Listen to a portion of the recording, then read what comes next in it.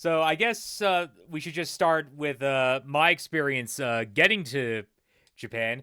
I was just at the airport and flying such a big flight. I've done it before, thankfully, so it wasn't that big a deal. But going going against the sun and gaining a day that's always kind of a weird experience. Although I guess it's not as weird as going with the sun and losing a day. We'll probably talk about that a bit later. But yeah, I didn't really sleep on my flight there, unfortunately. I think that did actually come back to bite me a bit later on. But yeah, I didn't really sleep on my flight there, even though I was actually in business class. Hold on, I'll show that. Probably had the nicer seats than I did. Oh yeah, I definitely got like really high quality seats. Yeah, see, you can see. Yeah, you can You can literally see your see. feet. Yeah, you can literally see my feet, and I have a lot of leg room in business class, as you can see there. So yeah, business class was pretty crazy, all things considered. Actually, I had premium economy, and I had a lot of leg room as well. Actually, Oh, okay. Well, that's good that you at least had decent leg room. You didn't sleep on your flight though. I recall you saying. no, I was going to try to beat the the jet lag, and I think I sort of did that on the way there. I was kind of wrecked on the way back, though. Oh yeah, I had terrible jet lag. Uh, when I got home, I'll admit that right now. But that's not really related to the trip so much. So uh, one thing I will say, you did not see the Welcome to Japan board with Mario, did you? No, we did not have that in my terminal. Yeah, that's weird because yeah, see, there it is for me, right there. Yeah, I would have taken a picture of it if I saw it, but it was not there. Yeah, no, yeah, no, no, no. It's right there. It's just Mario Welcome to Japan. I just remember seeing like a bunch of pictures of that on like travel vlogs, and I was thinking like, oh wow, it's right there. I don't know. Maybe it's just for arrivals from like a certain country. I don't know. I think there are three terminals in that airport, and each terminal features certain airlines. So I assume it's because you came from which airline did you take? WestJet. Yeah, probably because you took a WestJet airline, and Huh. mine was American Airlines. Huh. Okay. That's interesting. That's interesting if that is the case. Um. Yeah. Anyway. Let's take a look. What else? Yeah. There's Daisy and Rosalina with it as well. That's that's fun. None of them are Japanese. Neither of them are Japanese. Yeah. I think Daisy's supposed to be Egyptian or like Middle Eastern actually, which I mean, there are pale Middle Easterns out there, I suppose. Could have sworn I saw a Donkey Kong one that was like in Korean, but yeah, it's right there. You can kind of see it like, yeah, there's the Donkey Kong sign in Korean. It's the new style Donkey Kong as well. Yeah. Oh yeah, that means that must have got updated sometime this year, actually. Yeah, and of course we got our hotel room. So first thing about our stay in Japan, the toilet. We need to talk about the toilet. They're fancy. Yeah, they are. And I'll say this much, the bidet, the little fountain that comes squirting out, actually really, really comfortable. I'll say that right now. If you ever wind up in Japan, I do recommend trying it out because it's not like I know you hear it and you think, "Oh, that sounds terrible," but no, no, no, it's actually really worth doing. It's also very accurate, which I was surprised. Yeah, yeah. I thought I was going to like aim for like beyond Yeah, the, yeah. Yeah, no, it but it actually was very accurate. Where it needs to go, it goes where it needs to go. yeah, yeah. Uh, all right. Enough potty mouth here. Ha ha, potty mouth.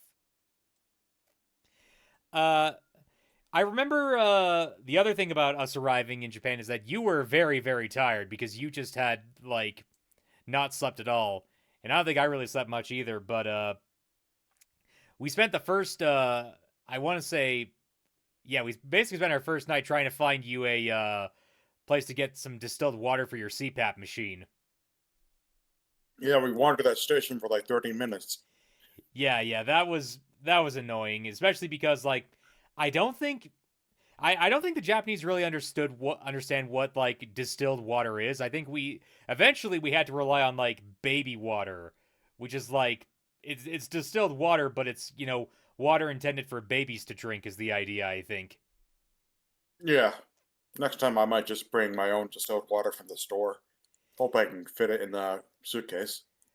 If you put it in, yeah, if you put it in your checked luggage, I think it should be fine. But Yeah, as long as it's sealed, they should be especially fine because yeah, it's only carry on where they have a problem with liquids. yeah, I was going to try to get my stepfather some nice wine on the trip home, and she said that it has to go on in the luggage, which I already checked, Yeah. so I couldn't get that for him. Yeah, that sucks. That sucks. Oh well. Oh well. We'll have to if we ever go back, I guess we'll remember it for next time. If we ever go Hmm. back. Anyway, let's move on to the first thing that we did in the trip, the first big thing anyway, and that was obviously Tokyo Disney. Uh I feel like with Tokyo Disney, we were simultaneously lucky but also unlucky because if you'll remember, initially my plan was that we were just going to book it straight for the Beauty and the Beast ride because I knew that that was like the big ride at the park, and I knew that one was going to be like super busy and everything. But when we got there and we got to the ride specifically, it wasn't operational at the time. They must have had some sort of one of the figures must have broken down or something, and they had to replace it with a Yeah, spare. no, no yeah, there was like some kind of assume it was some kind of mechanical error going on there, but the same was also true for Pooh's Honey Hunt. We couldn't go on either of those rides because they were both closed down. I Which wonder if they were testing the Omni rides because remember both of them used Omni cars. it's possible.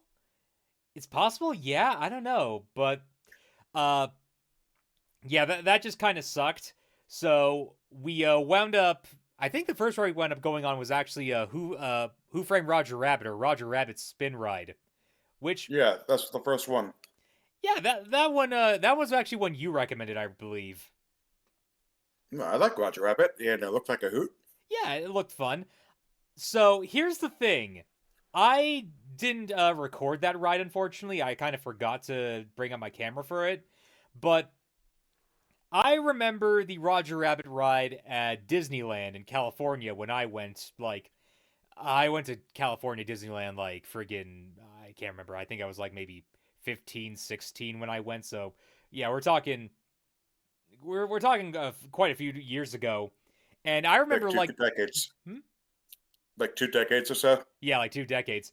And I remember, thinking that the ride was pretty good, but supposedly, and this is just what I hear on the grapevine, is that that ride has actually gone like really disrepaired over the years. It's actually not as, good looking as it was back in the 90s.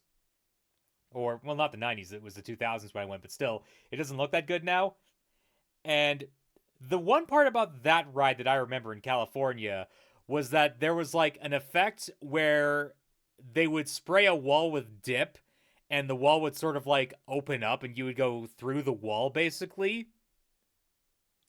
I We can't didn't remember. get that on this ride.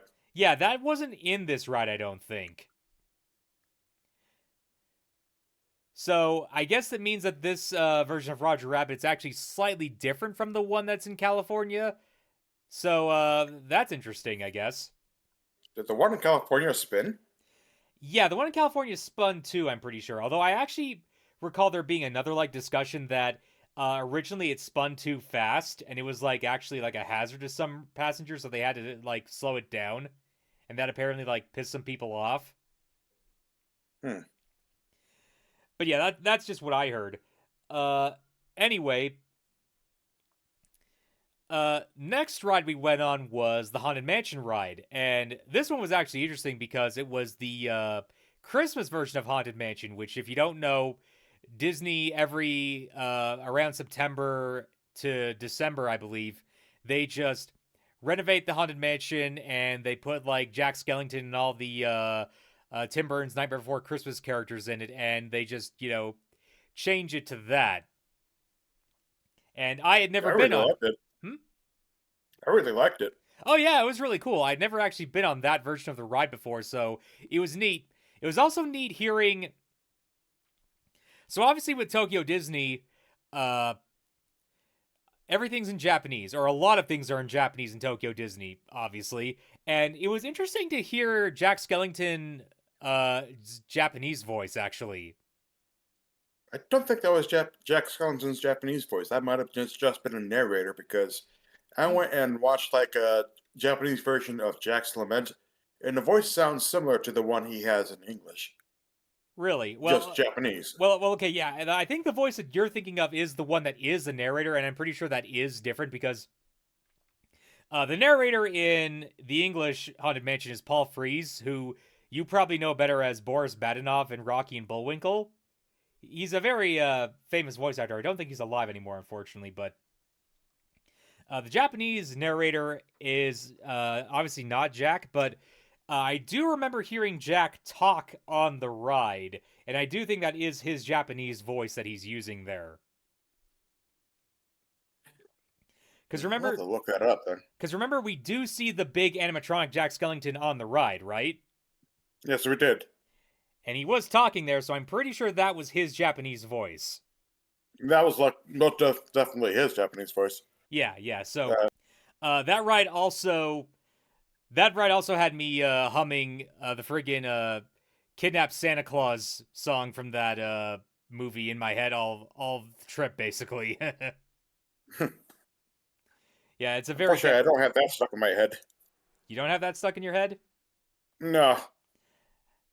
Ah. Okay, yeah. After that, we were able to get on Pooh's Honey Hunt. Which, That was much better than I expected it was going to be. That was what? That was much better than I expected it to be. Oh, yeah, it was actually really good. Like, I had heard that Pooh's Honey Hunt was actually one of the better rides there, which is why I, gunned for it. But, yeah, it was actually a really fun ride. Basically, you're inside this, like, big honeypot, and it is an omnibus ride, so there is no track, basically. You're just on this, like, floor, and the cart basically moves around. The Heffalump part of it's actually really fun because you actually get to see other Heffalumps in like their own little omnibus cars, which obviously they're just a part of the ride, but it's still like, oh, they're in the ride with you. No, boy, there's a fourth car. Yeah. Also, again, really interesting to hear all the Winnie the Pooh characters in Japanese, just because you're so used to hearing them. You're so used to hearing them speak in their typical voices in English. Go take it. We must take the bees and go take the balloon to get the honey from the bees. Yeah. And I really like the part with Tigger where the ride started bouncing. Yeah. It's always interesting to hear like these iconic characters voiced in different languages. Mm-hmm. One other thing about Pooh's Honey Hunt before we move on, actually, do you remember the gift shop? Yes, I do. I remember that whole ordeal. Yeah. We went to the gift shop, and it's a Winnie the Pooh themed gift shop. So obviously they have a bunch of stuff there that's Pooh themed, and obviously they have honey on sale. These little balls of honey, and I was thinking to myself, okay, Japanese honey or honey from Japan. That might be interesting to try out. Maybe it like has a different flavor to it. So I look at the like little thing of honey there, and I believe it's Hunter. Hunter takes out his phone, and he translates it with Google Translate or whatever. And I noticed that his phone, a word shows up on his phone that I recognize. It's Alberta, which is the province that I live in. And I'm like, wait, what? And so I take out my phone, I translate the little box of text that's on next to the honey there, and it says This honey was produced on a farm in Alberta, Canada, which again is where I live. It's like selling chocolate from Ohio. Yeah, yeah, exactly. Exactly. So, I was looking at it just like, well, I don't really have a reason to buy this now. You can just go to the local grocery store and get it. I mean, to be fair, I think the stuff from the grocery store probably isn't from like the actual farms that are out here. We actually have a number of honey farms out here, actually. I looked that up. That's interesting. Uh, but yeah, I probably could just, you know, order from any of them online and I could probably pay like, I don't know, $20, $10 for a bottle.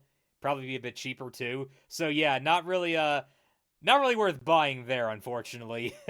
So after Pooh's Honey Hunt, we went to Gaston's Tavern. We both had the hunter's pie there. That was actually really good. Yeah, surprisingly good. Yeah, it's basically just this puff pastry that had like, I think it was like a beef curry kind of thing inside of it, but it was actually like really tasty. And all the tasty, meaty parts fell to the bottom. It superheated it. Yeah, yeah, it was.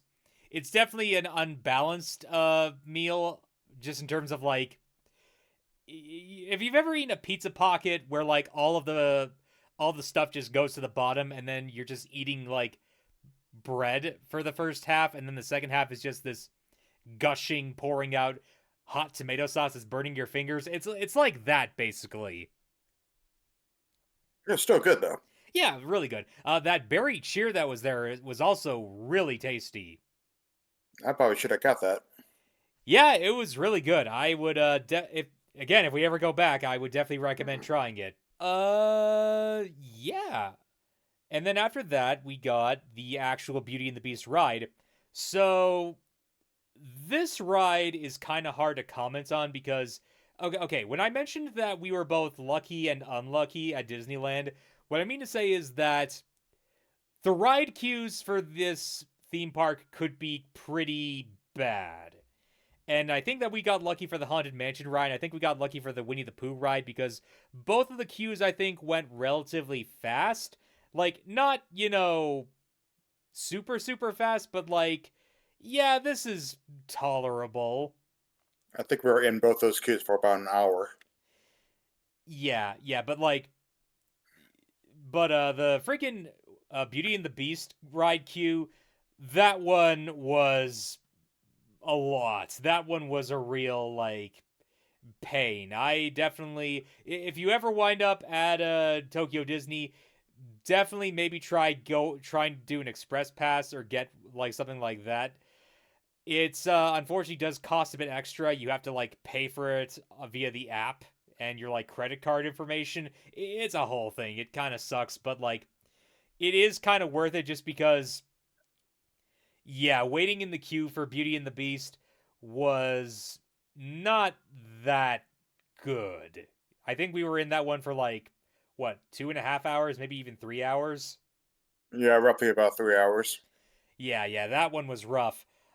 Uh I oh, think I hurt my back in that ride. like waiting for it or just on the ride? Waiting for it. I think I hurt my back. Ah, that sucks. Oh, do you remember that freaking Turkish guy who was in Yes, line? I do. Yeah, that guy sucked. I don't know. He just got angry at like the woman handling the counter right before the lines merged, and he like started chewing her out, and I was like, oh dear God, She like probably didn't understand a word he said. probably not. Like I've, you know, I work in the service industry. I work at a Walmart. I have actually been in that situation where like a customer or someone who doesn't speak English all that well is mad at you and is like, getting upset with you and you don't know what the hell they're talking about, so you're just kind of like, yeah, all you can do is just I don't know. That guy sucked. He just got mad and was just, upset that he had to wait in line for this. Yeah, along with everyone else who was behind him and in front of him that waited in line for this. Exactly. So yeah, no. I'm glad we didn't get in the same car he was in. Yeah, no. He I actually remember him being like behind us when after we got through the Okay, let's actually just talk about the Beauty and the Beast ride now since we're through the line portion. So, the Beauty and the Beast ride begins with this basically okay, it's weird to say this because again, it's all in Japanese, but like if you've seen Beauty and the Beast and you hear the music cues, you know exactly what the story being told here is because you hear like the opening prologue music cues and you realize, oh, he's doing the opening bit that the movie does, where it talks about the beast, turning away the woman, and then she turns out to be the enchantress, and then she curses him. And you see these really impressive, like, animatronics. Yeah, they probably had the best animatronics we saw the entire trip. Oh, yeah, they were definitely, like, probably the best technical achievement in either theme park that we've been to. Uh, they just looked incredible. And, you see the beast standing there, and you see Belle come in on the other side, and she sees the beast, and she reacts to him, and then he gets mad and roars. And then you go through another queue, but thankfully it's a bit faster. And after you go through that queue, you get onto the Omni cars, and so I guess we should stop beating around the bush here. This was probably the best ride that we've been on in either park. Like, probably the best Oh one. yeah, Yeah, this was just a magical experience. It almost made the wait time worth it. Almost. I'm not going to say, it made it ideal or anything. Obviously, not 3 hours. Good Lord, 3 hours. But it was almost worth it. It was almost worth it. next time we'll bring like lightweight collapsible stools to sit in the line. Yeah, that might actually help a bit.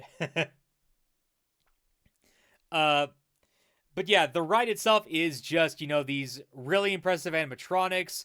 You go through Be Our Guest, you go through something there that wasn't there before.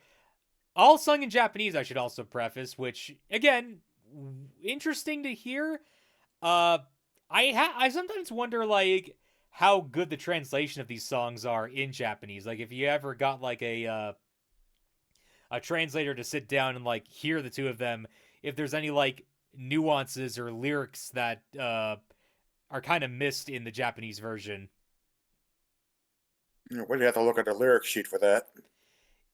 Yeah, but even then, like, the lyric sheet would obviously still be in Japanese, so I feel like you'd need to have a good understanding of the language to like parse either one of them. But yeah, just a beautiful ride.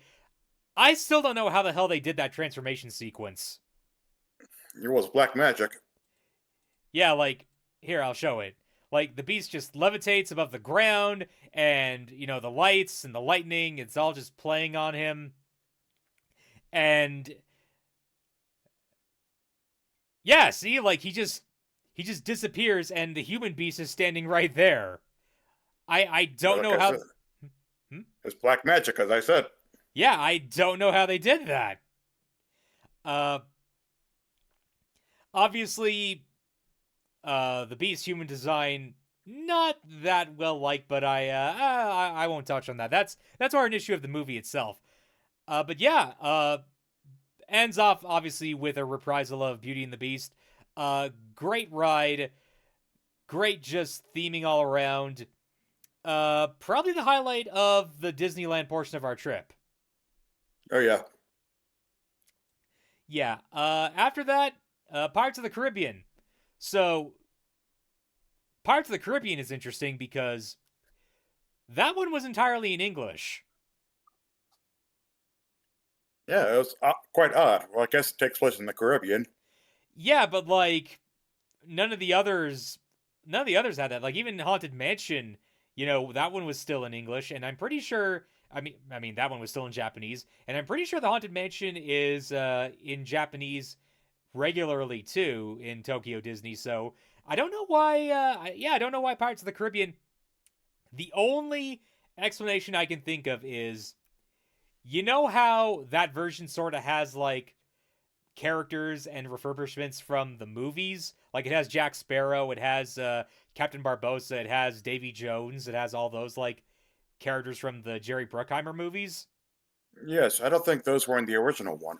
Yeah, those weren't in the original Pirates of the Caribbean, obviously, because the movies were based off the ride originally, but I have to wonder if the reason why it's in English is just because they were like, oh, we don't want to dub over Johnny Depp. Probably not. Yeah, they didn't want to dub over Johnny Depp's lines in the ride, so I assuming that's why they just kept them in English. Which I have to wonder how that like impacts, you know, its impact its performance in Japanese. I wonder if like Japanese writers like that's in English, or if they just find it confusing now because they don't really follow the story that much. Because, oh right, I guess I should mention this version technically has more of a story to it, because obviously Jack Sparrow is there, and everyone is like, oh, we need to find Jack Sparrow, and there's this one pirate who's like, I have this here map with me that Jack Sparrow will never find, and obviously Johnny Depp is just looking out of a barrel at him. A really good animatronic Johnny Depp as well. Yeah, the animatronic for him wasn't too bad. Then obviously it ends with Captain Jack in his little quarters, and he's singing the song "Drink Up Me Hearty Joe." Damn, I forgot how catchy that song actually was. But yeah. Oh no, I thought it was a very good ride. Oh yeah. Pirates of the Caribbean. It's pretty much. I went on it in Disney's in California, obviously. The California ride obviously didn't have the pirates stuff yet because the movie hadn't come out at that time. But yeah, it pretty much is exactly mostly what I remember of it, other than the pirate stuff. Also, other nice thing about Pirates of the Caribbean, good wait time. Good wait time. I don't think we waited more than like 30 minutes in that queue. I think it was like 20 minutes. Yeah, ride has very, very good capacity. Very, very good capacity. That's all I'll say. Which is the plus. Yeah. Anyway, after that, I think we just went directly to the Jungle Cruise, right? We went on. I don't think we went on the Jungle Cruise. We went on the Tiki Room thing. Oh, right. Yeah, the Tiki Room. I didn't record the Tiki Room, unfortunately, because I'll get to this a bit later, but I was kind of crashing out a bit near the end there. But, yeah, the Tiki Room with Stitch, that one was pretty interesting. I didn't really, couldn't really follow the plot all that much outside of there being a big kahuna, quote-unquote, who I assume is Stitch. The Stitch animatronic, really, really cool. Really, really well done. Yeah, I think my friend went to Disney like last week, and he went on the American version that doesn't have Stitch in it. Ah. Although I will say, I don't think the Stitch on that ride is to the same scale that Stitch is in real life. Pretty sure he looked kind of big. Yeah, pretty sure that the real Stitch is kind of small. I mean, granted, he's like still superhumanly strong, but he's pretty small still. No, but he's supposed to be like a dog. Right, exactly. And we're sticking for a dog. Right, exactly. He's a weird blue dog koala. Yeah, I kind of forgot we went on Jungle Cruise, actually.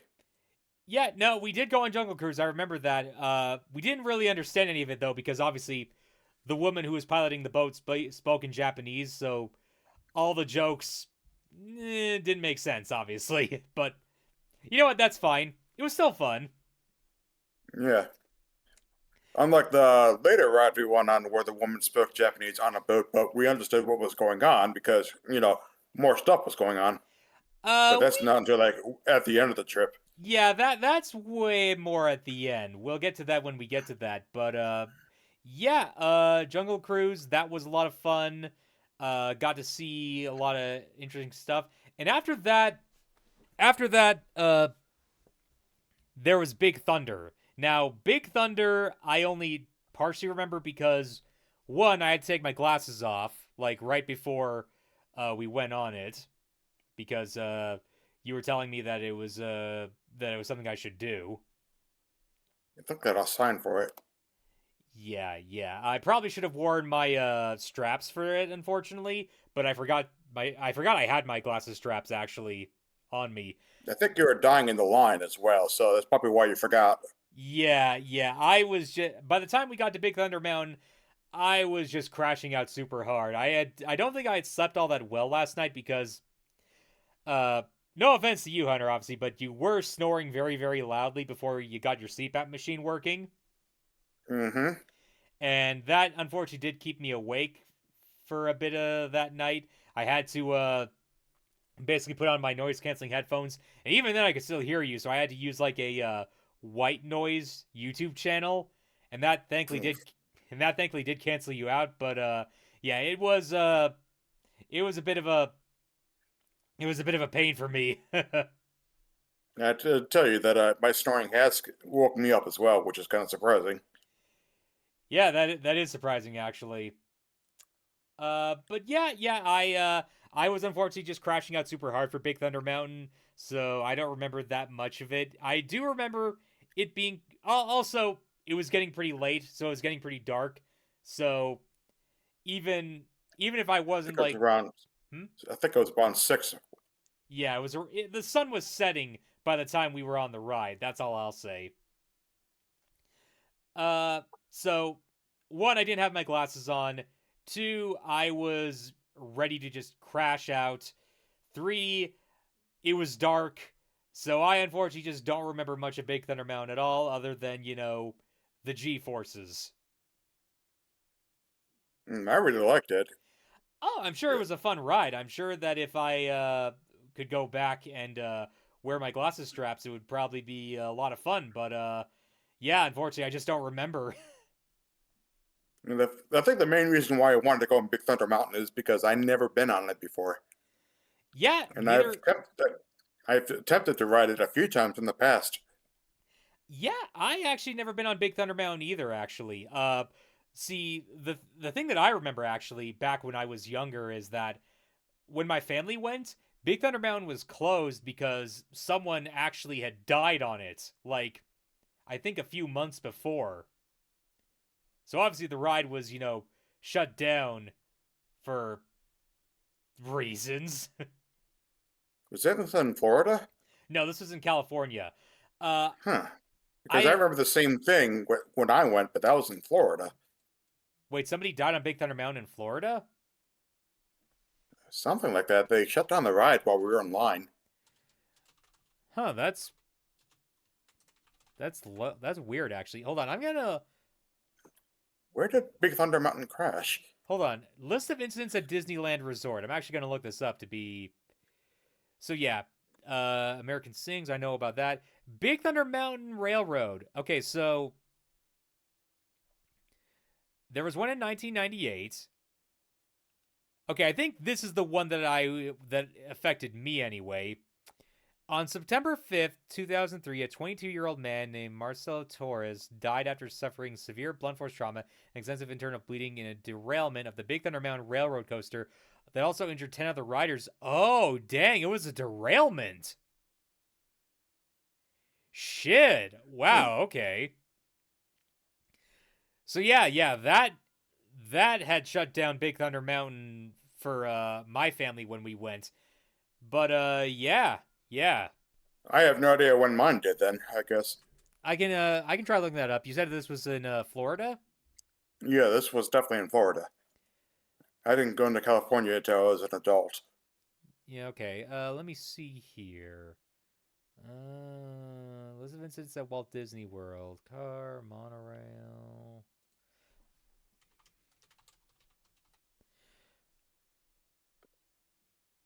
The only incidents for Big Thunder Mountain at Disney World, anyway, seem to be in 2017, but that can't be right. No, this was definitely like in the 90s. Maybe it wasn't a crash, it was just general maintenance. Yeah, maybe it was just like maybe it was just like something that happened. I don't know. Yeah, like maybe the chain heel broke or something. Yeah, I could see there being just like somebody noticing something off and then them having to shut down the ride prematurely. But yeah, I guess we can just move along then. Yeah. Okay, let's talk about Disney Sea. So, Tokyo Disney Sea. Here's the deal with this theme park. Aesthetically, it looks beautiful.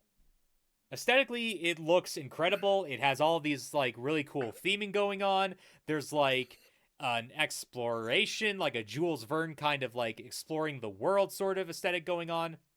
There's like these European countries like Italy, like Spain. You got gondola rides. Uh, you got the Mermaid Lagoon, which is a whole thing. We didn't really touch on that, unfortunately. We got like this Arabian Nights place that had some cool stuff there. We didn't really do anything there either, unfortunately. The big problem that I had with Disney Sea, and this might actually just boil down to one ride in particular, is that I don't think the rides were that good compared to Disneyland. No, I think we had better rides than Disneyland. Disney Sea had like amazing theming. I love the whole volcano, and then going into like the whole lagoon in the volcano. Oh yeah, And you yeah. could like see steam just building up from the rocks and everything. That was just amazing. Oh yeah, the volcano was incredible. Unfortunately, Journey to the Center of the Earth was not open when we went. So, and that is apparently like the land's like big ride. Like you're supposed to go on Journey to the Center of the Earth, which is kind of like the Matterhorn, I guess, at Disneyland.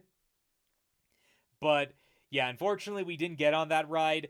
Uh, we'll probably have to go if we go back there. We'll probably have to try it because that's that land's big ride.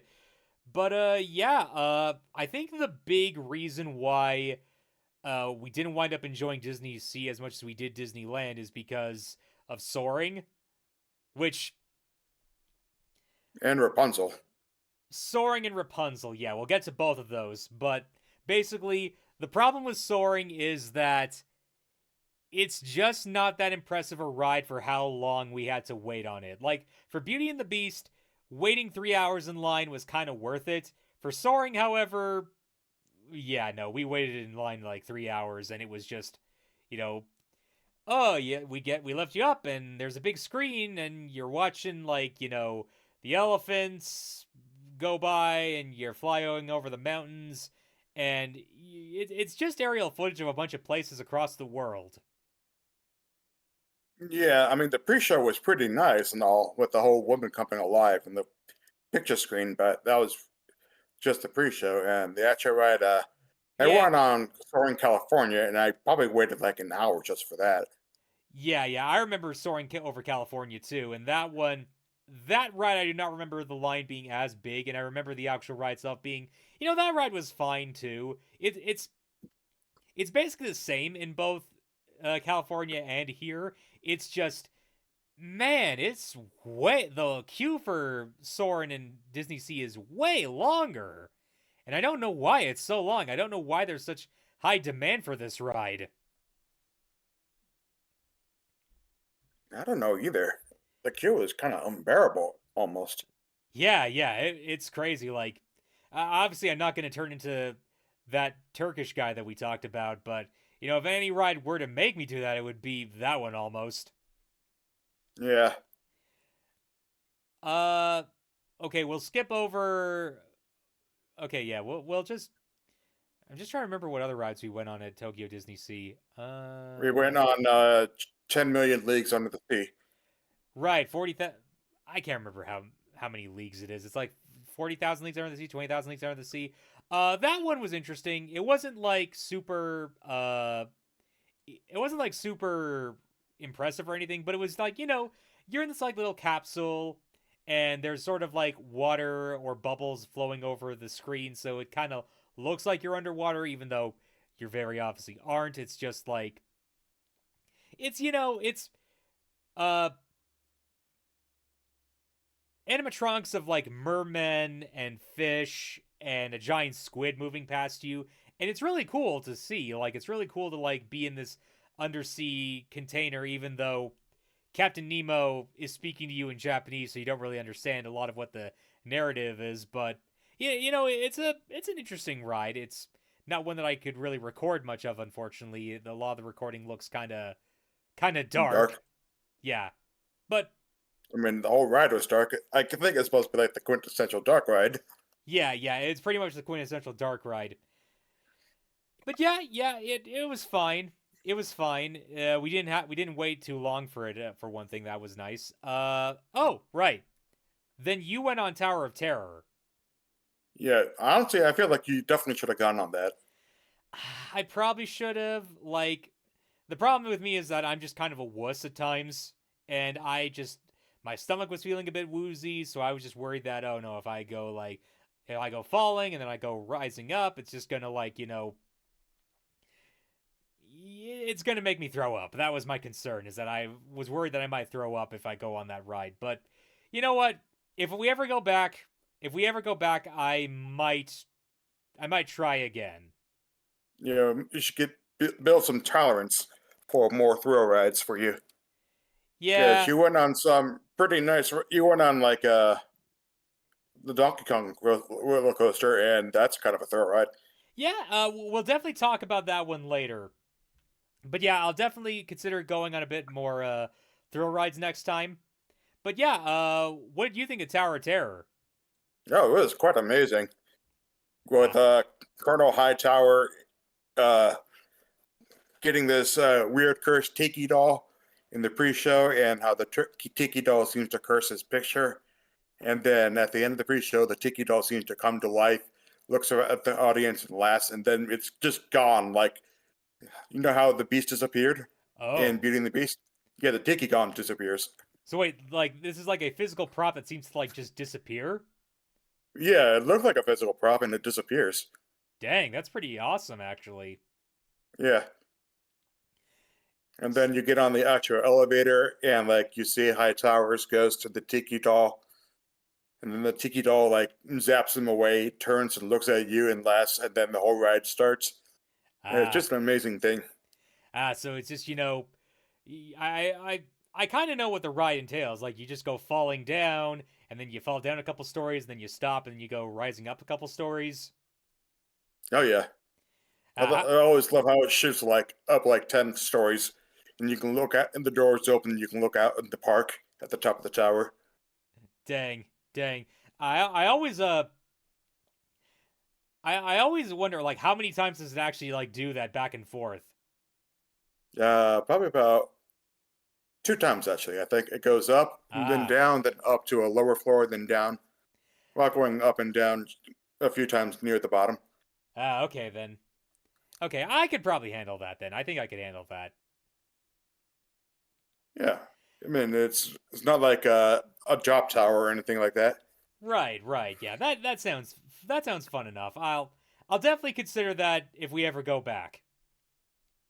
We didn't mention that before we went on 10,000 Leagues Under the Sea, we went to Volcania. Oh, right, Volcania. That was actually a pretty interesting restaurant.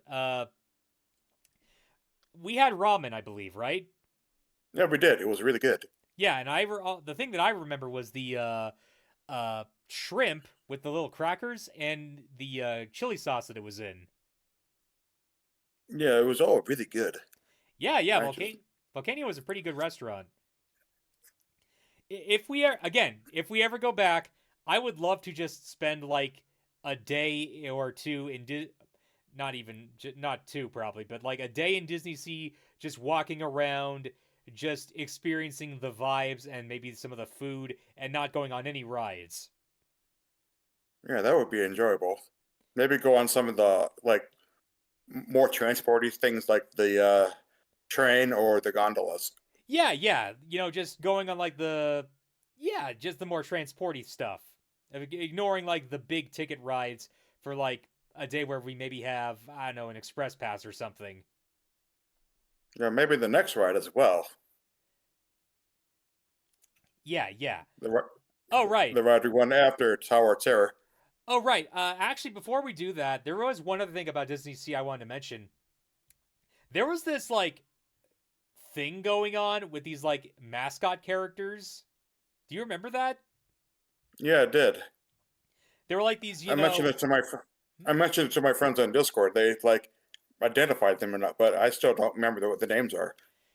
Like yeah, Muffy or something. yeah, I can't remember the names either. They're like these. I don't want to call them the Get Along Gang, but that's kind of what they are. They're just like these cute little anthro animals, and there's like a cat, and there's like a dog and a bear and all that jazz. And I have no earthly clue who they are. But we Yeah, we actually, saw them pass us while we were in line for 20 Leagues Under the Sea. yeah, they were in like a boat, and they were like doing the celebration. I actually got like a video of them.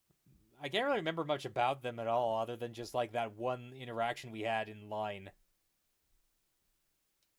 Yeah, they drove by, and I was like, "Who the hell is that?" Yeah. Kind of wish that they were characters that we could actually recognize, like, I don't know, even Sanrio characters. I don't know if Disney's ever like, done. Actually, no, wait, Sanrio characters are more like Universal. Yeah, they had a Hello Kitty thing there.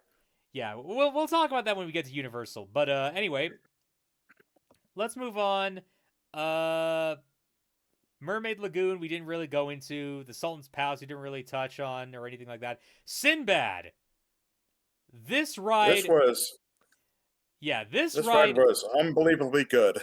Yeah, it actually really surprised me. The song was really fun. I have actually been like listening to it on YouTube on occasion, but like the song that Sinbad sings in it is really fun. It's called Compass of Your Heart. It's yeah, it's just this like it's a small world style ride, and you just go on these like little boats, and you're just watching Sinbad go on this adventure where he like saves a giant bird, a rock, and he also rescues a genie. And yeah, it's honestly just a lot of fun, and I was kind of shocked by just how much I wound up enjoying this like little animatronic Sinbad adventure. Yeah, it's like he has an amazing singing voice, and I have no idea what he's saying. uh I have actually listened to like an English translation of this song done by Alan Menken of all people. Uh, it really is, from what I can tell, the song really is just about following your dreams and finding your discoveries, going wherever the wind tells you, and again, it's called Compass of Your Heart. The point of the song is literally just follow the compass of your heart. Yeah, it sounds like pretty standard stuff. Yeah, but you know what? It's still a pretty interesting song, pretty good song, honestly. Yeah, this ride really surprised me. I'm kind of shocked that I don't ever hear people talk about it. Apparently, and this is something that I just learned, perusing some Japanese Disney accounts or whatever. Apparently, this ride actually was not doing very well until they introduced the song into it. There was no song? Yeah, apparently it didn't have the song initially. But then they wrote Okay. the song for it, they put the song in the ride, and then it became popular. That's amazing. Don't think I can imagine the ride without the song. Yeah, the song kind of like ties the whole thing together. So yeah, Sinbad, pretty good ride, pretty great ride, honestly. Much better than Soaring. The Rapunzel ride. This ride was really disappointing. Very. Yeah, because, like, okay, here's the thing. You would think that this would be in the same line of a lot of Disney dark rides based on movies, obviously, right? You have your characters, and then you have the big climatic scenes, and it shows off basically the whole movie. This one really doesn't.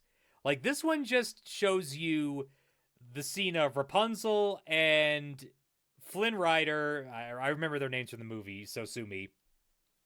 It's Rapunzel and Flynn Rider in the forest, and she's swinging on the tree with her hair. And then it's the friggin' The festival? the festival. Yeah, it just immediately goes to the festival. I swear there might have been something before that, but it feels like it just immediately goes to the festival. And then at the festival, you know, they're sitting in the boat and the lanterns are all flying around them, and it's a beautiful like scene. It's a beautiful like thing to just witness and, you know, see for yourself. But then you go past it and that's it. It's over. You're like, did I fall asleep halfway through the ride or something? Where's the part with Gothel? Yeah, no, Where's Mother. Sora, Donald, and Goofy who fight Gothel? Yeah, that's what they should do. That's what they should do. They should expand this ride and include Sora and Donald and Goofy in there. Just make it a Kingdom Hearts ride. That would justify the insane wait line. Yeah, I think we waited there for like 3 hours for that one. Yeah. Yeah, really long wait ride for, again, not a very good ride, or at least a very short ride. Like, the animatronics were cool. It was cool to see, you know, these characters in real life, essentially, or like animatronic versions of them. But yeah, you know, there just wasn't anything else after the festival. It was just that, no scene of, you know, Gothel and Flynn, you know, Gothel. Spoilers for Tangled, obviously, but Gothel stabbing Flynn, Rapunzel healing Flynn with her tears of light. Yeah, that could have been like the whole second half of the ride, and it just wasn't there. Yeah, it was weird. It was, I don't get it. It just feels like the ride is incomplete almost. So yeah, I mean, no, the Beauty and the Beast ride didn't like do like the entire movie, but it hit all the major points. This one didn't. yeah. It just, I don't get it. I don't get it. So yeah, that ride was disappointing, and then we got the Frozen ride, and thankfully I actually bought express passes for this ride. Because if I Yeah, didn't, we would have probably been waiting in line for another 3 hours. yeah. So we had reservations at the Amazon Cafe afterwards. Yeah, the Rainforest Cafe, which we'll touch on that in a second. Uh, the ride, the Frozen ride, Anna and Elsa's Frozen Adventure. This one was okay. It wasn't as good as the Beauty and the Beast ride, but I thought it was all right for what it was. I didn't actually film all of it because there was this part where we go up like a huge incline, and I actually thought to myself at that moment, like, oh wait, shit, is this like a Splash Mountain kind of thing? Well, that'd be an interesting ride. Frozen, but it's secretly Splash Mountain. I think that's actually what they did with Splash Mountain. They turned it into Princess and the Frog, actually. Yeah, they turned it into a Princess the Frog ride, but actually, I was thinking more of like the Jurassic Park ride where you don't really realize that it's like a huge splashing ride until the very end. But Yeah, where you see the Tyrannosaurus Rex head, and then the bottom drops away, and you go down the slide. yeah, I remember that from Universal when I went in California. We didn't actually go on the Jurassic Park ride for Japan, but we'll talk about that later. But no, the Frozen ride doesn't really have any like big drops or anything, thankfully. What it does have is interesting though, because you actually go like in reverse through several portions of it. Yeah, reverse on the water rides, for me. Yeah, that one was interesting because you kind of like go down the water slide in reverse on a few times. Nothing like too extreme or anything. It's all very like mild inclines, but like it is interesting to like go backwards on a water flume ride, and you get to see Anna and Elsa, and it does mostly cover Frozen. Like it's not like Rapunzel. You do get to see like uh Anna get frozen, and then Elsa freeze her, and then there's Olaf there a few times. It's fine, but like, It's acceptable. yeah, it's acceptable. There are a few like screens on the ride, which I'm not a big fan of, like screens that literally just show you footage from the movie, and I'm like, oh, come on, that's just lazy. But Yeah, it's like cheating. yeah, we didn't come here to watch the movie of the ride that we're on. We came here to watch the movie on the ride that we're on. No, No, wait. no, we came here to watch a ride adaptation of the movie. Yeah, that too. Yeah, that too. But yeah. After that, after Anna and Elsa's Frozen Adventure, we pretty much were done with Disney Sea at that point. We just uh had to leave because our reservations at the Rainforest Cafe were there, and for why I would want to go to the Rainforest Cafe, I've never been to a Rainforest Cafe before, and I thought to myself, well, I'm gonna be in Japan for 5 days, may as well.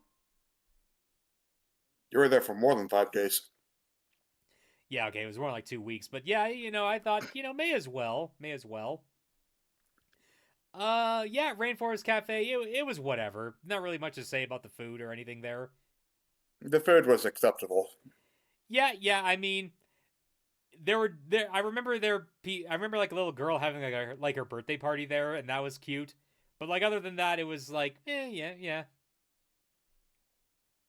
Yeah, I mean, I had like a chicken parmesan sandwich with fries. I I can't. think Volcania was much better. Yeah, I think Volcania was probably the better place there. I can't remember what I had. I think I had tacos. I think I had like fish tacos. Yeah. Yeah, I think you did. Yeah. Okay. I guess we'll move on. The next day. Oh yeah. Pokemon donuts. We had Hmm. we had a few things that day. For one thing, uh we went to Shibuya Parko, which yeah, that was just a lot of fun shopping to do there. But yeah, we were kind of tired after Disney, so I think we went back after a bit, but we did get to try the Mr. Donut event for November, which of course was Pokemon. I ordered a donut and they gave me a mushroom. Yeah, me too actually. And they also gave me Pikachu's butt. I think you ordered that. You didn't order Pikachu's butt? You just ordered the Yeah, I Fungus? didn't. I had the I think I just had the fungus and the Voltorb. Ah. Well, it's not really a Voltorb. It's more just like, yeah, the Voltorb one was just kind of like a cake donut. It's still very good though. Oh yeah, Mr. But Donuts. Hmm? the fungus is probably the best. Oh yeah, the Fungus. The Fungus was really entertaining just because like they give you like this little hole slash Timbit style thing. It has like cream inside of it, and it's like the Fungus's bottom slash mouth. It kind of looked like a Diglett to me, which I think that in some ones blah in some events it actually is just a Diglett. Probably. But yeah, All it right, was still fun. Oh, right. aren't you going to talk about the crane game? The crane game. Right. I almost forgot about that. So, obviously, Japan has a lot of crane games, has a lot of like toys where you can just pick up stuff with your crane. What happened to me was this. I go in there and I see that they have these big Slowpoke plushies on for sale. And Slowpoke is one of my favorite Pokemon. I really like Slowpoke. And so I think to myself, I'd like to get a Slowpoke plushie actually. And so I Hmm? put in some money, or I put in some credits from my Suica card, and I try to get a Slowpoke, and I fail. Fail first try, and I just think to myself, you know what, this is probably not worth it. And so Hunter goes out, and I notice that he's trying to get like a Kirby a Kirby thing from a Crane game. Yeah, I spent way too much on it. Yeah, you probably did. But after he managed to get that Kirby thing, I actually spent some money as well trying to just get like a couple little Kirby plushies, little Kirby like keychain plushies from various things.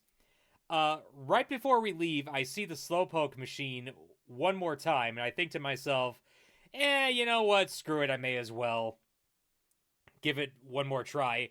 And so I put in the coins, I put in the money, and I move the claw over the Slowpoke, and it winds up wrapping around it, but it also winds up grabbing a bit of like the edge where it like puts the thing in. Like there's this like little plastic cage around the hole there, and the Yeah, claw the wound up, the plastic barrier. the plastic barrier, yeah, and the claw wound up grabbing the plastic barrier a bit, and I distinctly remember you saying, "Oh, that's not going to work." Yeah, Yeah, you said that's not going to I work. thought it was a lost. I thought it was a lost cause. Yeah, and so did I actually. I thought, oh man, that failed. There's no way that's gonna work. And so we watch as the claw pulls up, manages to grip around the slowpoke, pulls it right up, and we're just watching as it just keeps it in its grip. It goes over the hole and just drops it in first try. Yep. Yep, You'd have to see it to believe it, but fortunately, we don't have any footage of it. because I mean, why on earth would I record the friggin' claw machine? I I swear to God, You're, second try you're on the busy doing the claw machine. yeah, second try on the claw machine, and I just managed to get like a giant slowpoke plush. It's just that's just the way it is, just the way it is sometimes, I guess. Yeah, was this the day we went to the Pokemon Cafe? It Was that was the next actually, day? it was actually, yes, it was in fact the day that we went to the Pokemon Cafe, which I think we'll talk about next, if that's okay. That's fine. So the Pokemon Cafe, it's this, obviously it's in Ginza. We sit down at our table. Because it's just reservation for two. We sit down, and it's next to the Pokemon Center that's there as well.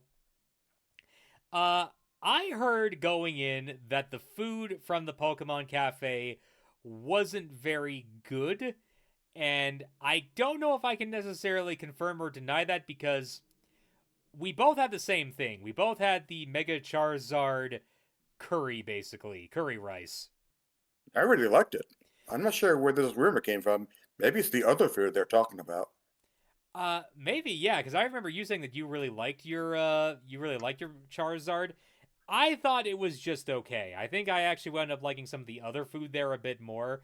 But yeah, I wasn't like super, upset with the Pokemon Cafe or anything. Uh, how did you feel about Chef Pikachu coming out and making us clap our hands? That was probably more for the kids, but it was still made me laugh a little because they just had a guy in the Pikachu costume jumping around for the kids. Yeah, that was cute. Obviously it's for the kids, but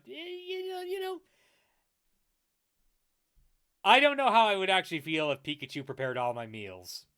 I don't feel like You probably Pikachu get is. Hmm? you probably get fur in it. Yeah, I don't feel like Pikachu.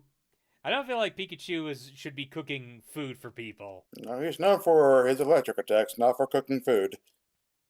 Yeah, that's not something that I would really approve of. But yeah, one thing I will say about the Charizard rice curry dish is that it's I mean, it looks like Charizard. That was cool.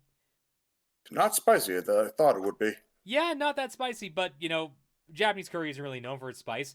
It also had this like Mega Stone thing where they like give you like a little QR code and you scan it with your phone, and then you just see friggin' Mega Charizard X appear over your dish. It was I don't know how to feel about it, but it was I'm sure it was really cool if you're a kid again.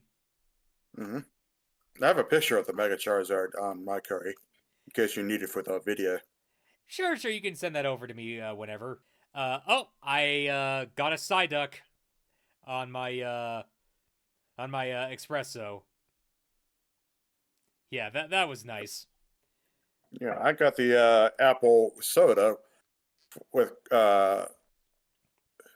Yeah, it was apple soda with Fui Coco. yeah, that was actually pretty good. Yeah, you said it was pretty good. Who knows? Maybe again, if we ever go back, I might try that again. But eh, I feel like if we did go back, I don't really want to do that many like themed curry cafes again, because I feel like I want to go to see more like actual like restaurants there. But again, that's just planning for a trip that might not happen. So we'll just have to see. hmm So yeah, Pokemon Cafe. That pretty much was over. After that, okay, so the next day it kind of sucked because it was raining for most of it. Yeah, I think we got umbrellas for that. Yeah, we actually wound up buying umbrellas at the 7-Eleven for that. You know, I will say I thought the Ueno Museum was fun. Unfortunately, we did wind up leaving right before like the big exhibit with like all the animals from around the world, and there's like this big, place where you could just watch them all. But unfortunately, we wound up leaving before we got there. Yeah. Yeah. Oh well. Well. Hey. You know what? That's just the way it is. We kind of sped along a bit too quickly through it, but uh, the museum was fun. It was just a lot of like uh, taxidermied animals, and we got to see whale stomach. That was cool. And we also saw the five great extinctions of the world. Oh yeah, we saw some dinosaur fossils. I don't think Japan's really known for their dinosaur fossils, unfortunately. So yeah, I think it was just kind of like yeah, it was okay. I, It I wasn't mean, just dinosaur fossils. hmm? It wasn't just dinosaur fossils. It was also the extensions before the dinosaurs. Oh yeah, yeah. Well, we saw some Pleistocene era stuff as well. Uh, I don't know. Maybe it's just me because I live in Alberta, so we have this like huge dinosaur museum here, and that one is the one that I always think to. And we just have like, yeah, we just have like a ton of dinosaur fossils in my neck of the woods. So Yeah, I believe a lot of fossils come from Canada, actually. yeah, so I think I'm just kind of desensitized to dinosaur fossils in that respect, unfortunately. But you know what? It's still pretty fun place. Oh, we then went to Akihabara. Yes, there weren't very many dinosaur fossils there. Not unless you count cute anime girls and cute anime girl voices as dinosaur fossils.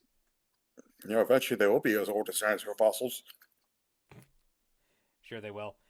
Uh but yeah, Akihabara, you know, a lot of shopping to be done there, a lot of like models and stuff.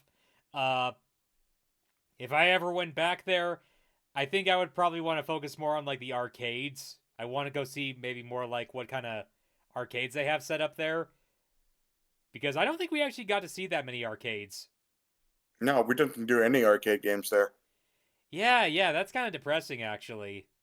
I was kind of looking for F-Zero AX, but I'm not sure if that's still around. We would probably have to look that up, I think. Yeah. We have to go like looking around. I wonder if they have that Sonic the Hedgehog popcorn machine there. That's probably ancient, but it might still be there. Maybe. Have to go looking. But yeah, Akihabara, it was cool. Unfortunately, it was just raining a lot, so oh right. We tried Magikarp Takoyaki. Not It Takoyaki. was good. Magikarp Taiyaki, that's it. Yeah. Yeah, it was good. It was just Magikarp pancakes, basically, with like cream, and I had chocolate with mine. Yeah, I had cream in mine. Yeah, I think to fully understand it, you have to get it with red bean gel in it. yeah. I don't think they actually sold the red bean gel stuff. I wonder But if it's still good for what we had. oh yeah, it was so good. It was just like a dessert version of it. I wonder where you would buy the red bean stuff because I don't think we actually saw, or at least I never actually saw like any taiyaki outside of that one. It might be more available in more street food areas. Maybe we just didn't look hard enough. Maybe. So the Monster Hunter Cafe. Surprisingly, lack of cats in it. Yeah, not that many. I'm kind of shocked, with how often felines are shown to actually cook meals in that game. I'm surprised that, Chef Feline didn't come out and start dancing around. Yeah, or Rathalos. What, they just Everyone gather around to observe the dancing Rathalos. what, they just have like a guy in one of those big you know how we saw like dinosaur costumes at Universal? Yeah. They just get one of those, but like for a Rathalos. And it starts dancing around. Oh God. They should do that for And Monster Hunter Stories 3. Everyone clap for the dancing Rathalos. yeah, if they're going to get anything from Monster Hunter Stories, it'd probably be Navarro, Right, who's like Naviru. your feline cat. Right. And that's weird actually. Isn't he like the same Phaline in both games, but they're like two different protagonists? Yeah, separate protagonists, but the same guy, I believe. Huh. Well, it has to be the same guy. I mean, he has his trademark electric abilities. Oh, really? They gave the Phaline electric. Not gonna Yeah, touch. the story from the first one is that he and his friends were experimented on by an evil mad scientist, and they all gained like special powers. And so he has electric powers, and his friends had fire and ice and all that sort of thing. Okay, okay. I'm sorry, but like, that just feels a bit too on the nose for me. Yeah, it's true. I mean, the evil mad scientist also had brain-controlled Barioth and Agnactors you had to fight, and they had armor on them. All right, all right. I will definitely take your word for that. So anyway, the Monster Hunter Cafe.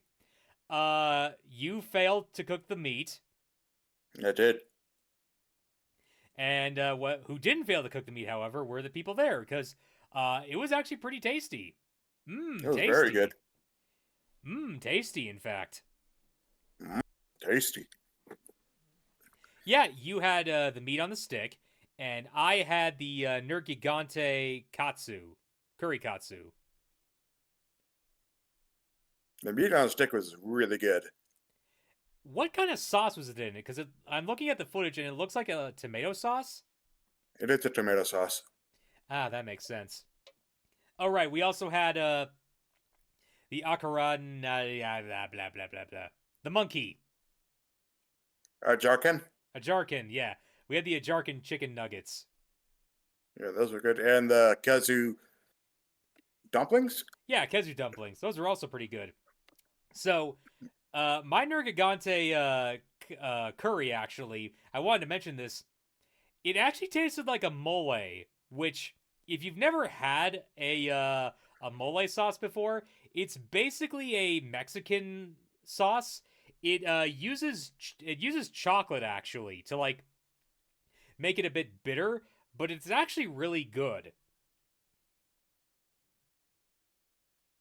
Looking at this picture, I think you can see my suitcase behind us.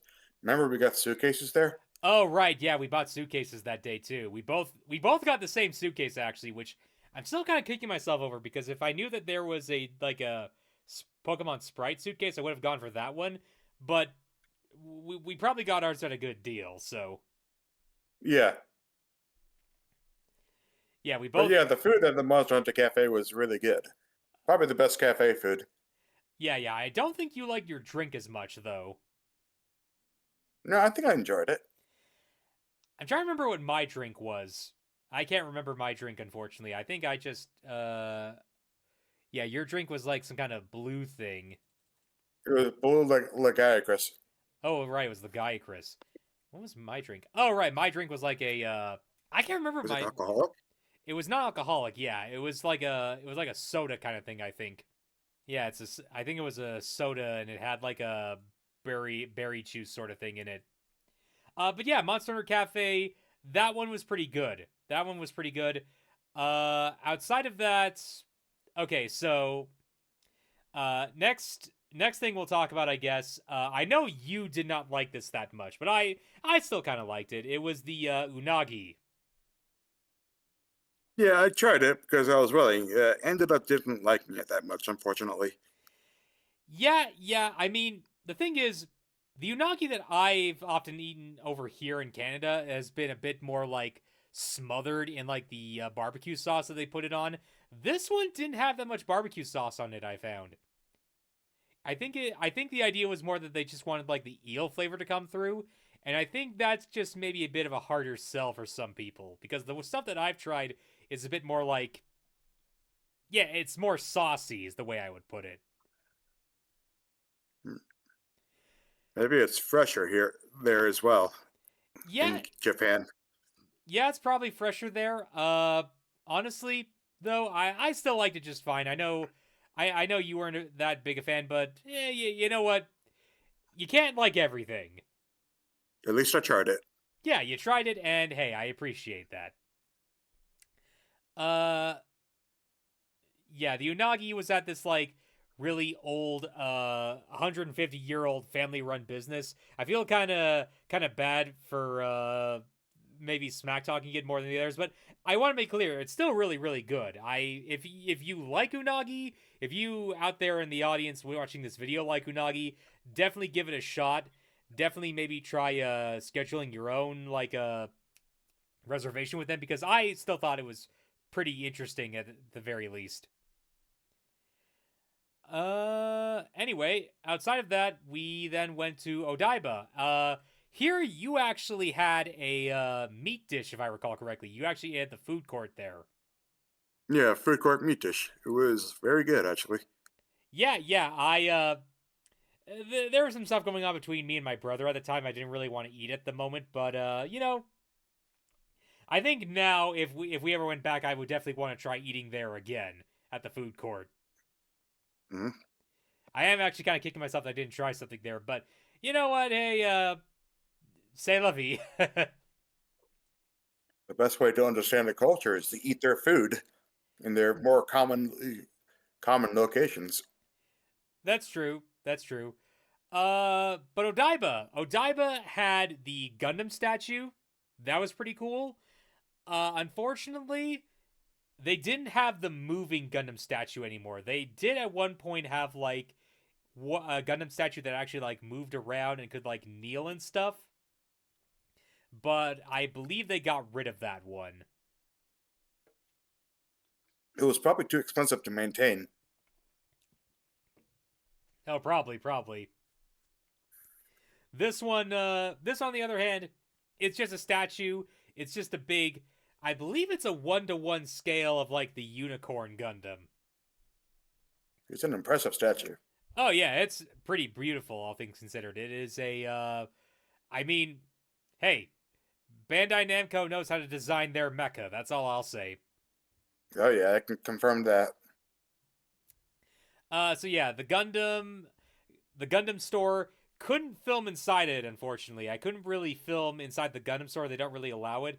Apparently, there's like a big cultural thing there about like letting people shop in peace, I guess is the idea, or more accurately, like when people go out to shop, they expect to do so in privacy.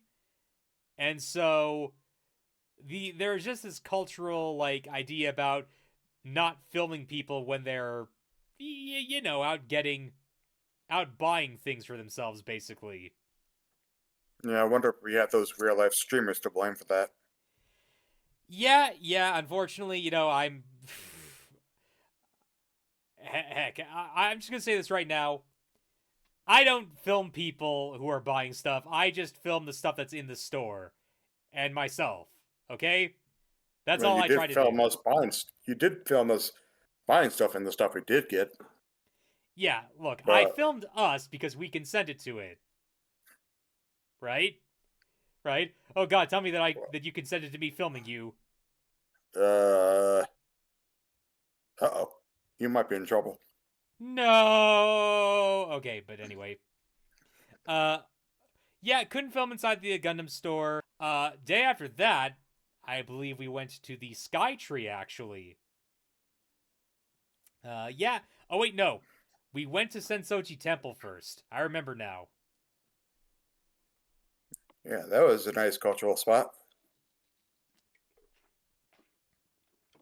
You know, those big buildings and cultural significance. Yeah, we went up to the temple. A lot of people there, obviously. A lot of statues. Some really interesting architecture. We actually. So this is interesting. Do you remember the woman that interviewed us there? Yes, I did. Yeah, so we were just sitting at Sensoji Temple, and then this woman comes up to us, and I think she was working with like the travel bureau or something, or like some kind of agency that handles like tourism. And she Yeah, I starts, believe hmm? the tourist board, I believe. Yeah, she just starts asking us like a bunch of questions about like why we came to Japan, uh, what made us interested in coming here, what she was using like a translator app to ask us these questions, and we were as uh honest as we could be, obviously with the language barrier. Uh, she asked us what our favorite anime was. I mean, that's probably a significant reason why we came to Japan, because we Yeah, both like anime. yeah, and to be fair, we do both look like huge nerds, which we are. So I just told her that mine was Gurren Lagann. I don't actually know if Gurren Lagann is my favorite, but it is definitely like something that shaped a lot of like my otaku teen years, I guess is the way I would put it. Yeah, I said Code Geass. Which is funny because those two shows actually kind of have a bit of a rivalry going on, or at least in my head they have a bit of a rivalry. I don't really see it. I mean, one's more about giant robots than the other. Yeah, Code Geass is definitely more of like a political drama, and Gurren Lagann is definitely more of like a straight up action show. But If anything, I think Death Note is more the rival to uh, Code Geass. well, Death Note's not really. You know what? We should. You know what? Let's just move on. Oh, the fortunes. I remember drawing the fortunes. I believe I actually got like the best fortune. Yes, I did not. I got like good fortune. Yeah, which yeah, that pretty much tracks considering what happened during the trip. I got everything I wanted. No, I'm kidding. I'm kidding. I didn't get anything I wanted. I wanted the moon and did not get it. Well, I mean, hey, can only promise the moon a few times. I think what we're looking at now is when the woman approached us. Oh yeah. This is me just talking about the grass there being like fake and stuff. Yeah, and the woman came up shortly after that. Yeah. Oh right, I remember now. After Sensoji Temple, we actually went back to the hotel to try the Koko Ichibanya that was there. Which Yeah, it Koko was good. yeah, Koko Ichiban is a curry place. Their curry rice is really really good. I Uh like cheese with my curry. yeah, I just had an egg with mine, and you know what? The egg was soft boiled. You can kind of see it just like slathered across the katsu. I had a beer with mine because, unlike Hunter, I actually drink stuff. I drink alcohol, I should say. I mean, I don't. It's Yeah, good to keep one of us sober. yeah. One of us has to be sober. But yeah, it was Koko Ichiban. Really, really tasty. Really, really good food there. Uh, it's a chain restaurant, obviously, but you know what? Damn it, Japan has some damn good chain restaurants. Yeah, the food isn't made with resentment like in America. Oh. Anyway, we then went to the Sky Tree. Oh, do you remember those little robots that we found? Yes, I did. Yeah, they liked you a lot more than they liked me. Yeah, probably because I was moving for them. Yeah, but I was moving too. I tried to, reach out to some of them. They just didn't like me all that much. Maybe I have a kinship with robots. Oh. But yeah, there were definitely those two little robots there. Uh, oh, right. We also went up the Sky Tree itself just to get to like the main view. That was really cool, just being able to look Yep. out and see like the whole city. Yeah, it's a massive city. Oh yeah. We actually managed to see some of the places that we had been to. Like I believe you're the one who pointed out where Disneyland was. Yeah, I could see the Ferris wheel near it. And just beyond it, you could probably see the volcano. Right. I remember being able to see the Tower of Terror actually. And you brought Kerbo. Yeah, I brought Kerbo with me. You know what? I just like Terminal Montage's videos, and I just thought, hey, you know what? I'm going to the Kirby Cafe. Let's take Curvo with me. That I thought that would be fun. Yeah, see, you can see the mountain, you can see the steamboat even, and you can also see Tower of Terror. Yeah, and Space Mountain's just a little bit to the right of it. Yeah, that's actually getting re-renovated for 2027 actually. Yeah, hopefully if we go back, we can go see that. Hopefully. Um yeah, you know what? The Tokyo Tower, Tokyo Skytree, I should say. Really cool. Really fun. We even went to like the top portion of it, which you need like a special ticket for, but I actually managed to get one off of Klook, which this video is not sponsored or anything. I just saying that I use Klook for a lot of this stuff. Unfortunately, the Sky Tree did not have a sky shot like in Vegas does. What's a sky shot? Is that a ride It's or? like, yeah, it's an amusement park ride. It's on top of the, I forget the name of the building in Vegas, but my mother had her wedding reception there. Oh, of course she did. Yeah, she wanted a white trash wedding just for the fun of it. Got married by Elvis, even. Oh boy, that's beautiful. That's beautiful. That is. Yeah, it was mainly done mainly for fun and to make it official with my stepfather. Okay then. So then we went to the Kirby Cafe. I actually hold on. I do remember going to the Jump Shop as well. The Jump Shop actually did not want me to film inside of it, which I think goes back to that whole like thing about filming people shopping. So yeah, I guess we'll just have to keep that in mind. I mean, we aren't going to do much filming if we go back. Yeah, I'm probably not gonna do that much filming if I go back. I'll probably take pictures if I go back, but not this kind Yeah, of filming. apparently I took like 400 pictures. Ooh, wow. You might want to share some of those with me when you're done. Yeah, I have them saved on my computer. Sounds cool. But yeah, the Kirby Cafe. What did you think of the Kirby Cafe? I thought it was cute. I actually wanted another one of those pizzas there. Really? You like the four cheese pizza? Yeah, with the honey on top. Maybe just because I've had like other pizzas myself, but I feel like I don't know. I feel like You didn't want to eat so much food because you thought we were going to eat with your brother. no, that was more yesterday. Today I wanted to eat still. Pretty sure that day I wanted to eat still. But the point is that I don't know, I wasn't super big under the pizza, but I thought the pizza was fine. I really liked the look of your orange drink. I wish I had actually had your orange drink. Yeah, the orange ocean drink from Kirby's Adventure. Yeah. Uh yeah, I would definitely consider going back to the Kirby Cafe. I would definitely consider going back to the Kirby Cafe. Yeah, I was watching the screen there, and I believe eventually Kirby like eats all the food from that the chefs are making. Yeah. You can kind of watch there's like this little screen where they just project shadows of all the chefs working in the background. You can see Kirby like floating along in the back. He's just in Yeah, you his can puff. see Waddle Dee's carrying food as well. Yeah, and Kirby's just puffing up and floating along. Man, Japan really knows how to like theme their restaurants. That's all I'll say. Oh right. So after that, we went to Hakone.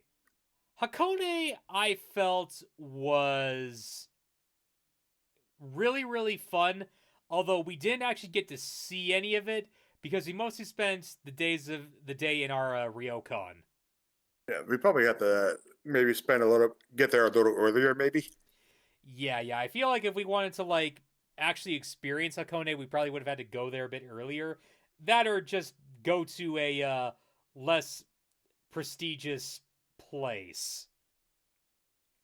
Yeah, the place we went to was pretty fancy and traditional. Yeah, we went to a very fancy traditional ryokan there, which if you don't know what a ryokan is, I say this in the video, but it's basically just the place that Yukiko's family ran in Persona 4 is like a ryokan. Mm-hmm. And It's this like beautiful like room. They gave us it's like a tatami mat floor. We have to take off our shoes. They unfurl the freaking Futon. futon. Yeah, the futons, and we have to sleep on those for the night. We watched the Mario Galaxy movie trailer. Yeah, that was out while we were there. Yeah, that was interesting. Like watching the Nintendo Direct while we're in Japan. Never really had anything like that happen before. But here's a question: what did you think about the food at the Ryokan? Like the dinner that they served us? Because it was like a really fancy, like 7-course meal or something like that. Yeah, I was showing pictures to my family of that SpongeBob me, like, boy, that's a nice, fine menu. That's not the menu. What? That's not the menu. That's the entire course. And Yeah, it was just kind of overwhelming almost. yeah. That was whoa. I thought the food was pretty good when we ate there. Oh It yeah, might be a little bit too out there for me and my desensitized American taste, but it's probably really good. oh yeah, it was really good. I thought. Obviously, it is a big course. It is like a 7-course meal, but it's small portions, which is like the whole point of a meal like that is that they give you the tiny portions so that you don't fill up on yourself, but each bite, each morsel is just expertly crafted to give you the maximum amount of flavor. Uh, Probably not the most fanciest meal that we had there. We'll get to that a bit later, but yeah, Hakone and the Ryokan, pretty good. The bath, the Oh freaking boy, the bath. the bath at the Ryokan though. Oh, with the mineral water and the hot springs. Oh man, that just That was kind of like a highlight. I think we took like 3 baths there at the afternoon. yeah, like especially with it being November and it's a cool night air and you're sitting there in like the warm water and you feel like the cool night air and the warm water hitting you at the same time. Oh man, like I say this before, but you can feel your health bar increasing. You can feel like getting extra hearts over your life bar or something like that. Oh yeah, it was amazing. It really does make sense why saunas and hot springs and all that jazz recover health in video games now. As part of Japanese tradition. Mm-hmm. All right, I actually wound up wearing some robes while we were at the Ryokan. You never wore the robes though. I felt awkward doing it. Man, it's just robes. It's just clothes. I know. You need to be a bit I more. just still felt awkward doing it. I'll do it next time if we go back. All right, fine. Okay, so after the Ryokan, we actually went on the cable car at Hakone. That was pretty cool. We went up Black Mountain. Went up Black Mountain. They have these like sulfur mines there, and it's just releasing like gas, like volcanic gas, into the atmosphere. That was really cool to see, like just from like a vantage point above it. Hmm. And this was actually a point where we were with my brother and his friends. They were also going to Japan, and we were meeting up with them. And yeah, we went and we got some amazing views of Mount Fuji. Actually, like really clear shot of Mount Fuji. I showed my family, and they couldn't believe it was a real picture. Yeah, like it really does show you why Hakone is such a common tourist spot for people in Tokyo anyway, because like you can literally just see Mount Fuji off in the distance, and it looks just like the postcards almost. It's very picturesque. Very picturesque. We went to Owokudani, and that is a place where they basically the tourist thing of that is black eggs. Basically, the whole idea with these eggs is that they have black shells because they just boil them in the sulfur mines or the sulfur water of the Owakudani mines. And supposedly, if you eat one of these eggs, it extends your lifespan by 7 years. Yes, I didn't have that. I guess just wasn't an egg person that day. Yeah, yeah, I had two. I had two of them. I couldn't have the others unfortunately because like they give you four of them in a single package, and like four hard-boiled eggs without salt. It's kind of hard to eat that many, unfortunately. Yeah, I guess got the ice cream, which was black. Yeah, I also got the black ice cream. That was pretty cool too. Mm-hmm. It's just food coloring, probably. Probably just food Unless coloring. they boil their ice cream in the sulfur. No, no, I'm pretty sure the ice cream was just food coloring. Yeah, and then we went on a ship, a little pirate ship. That thing was okay. It was just like a little ferry boat. Wasn't really Yeah, anything it's just a special ferry. about it. Yeah, it wasn't really anything special about it. You just go on there. They have like a little canteen where they serve drinks. There's like a first class and a second class thing. We went on the second class one because it doesn't really matter. More for transportation, just get to the other side. Yeah, it was just a form of transportation. We just did it so that we could get to the other end, and then we took a bus.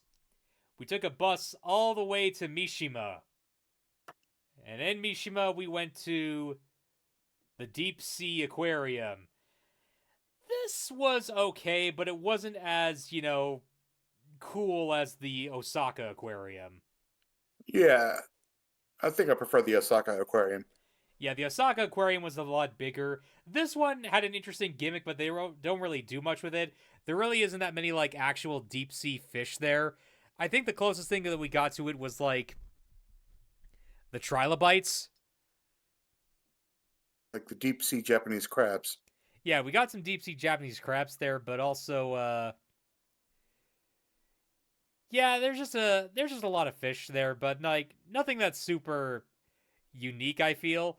Oh, there was this one part where you go inside this like black cave almost, and there's just these dancing lights, and you're like, wait, what is this? And apparently they are actual fish. They are like actual like firefly fish with like blinking lights under their eyes, but for the life of me, I couldn't see them. You didn't see them? I thought they were pretty visible. I don't remember really getting a clear image of the fish, unfortunately. No. Hmm. Because I saw them quite distinctly. I didn't see the fish, but I did see the shining part.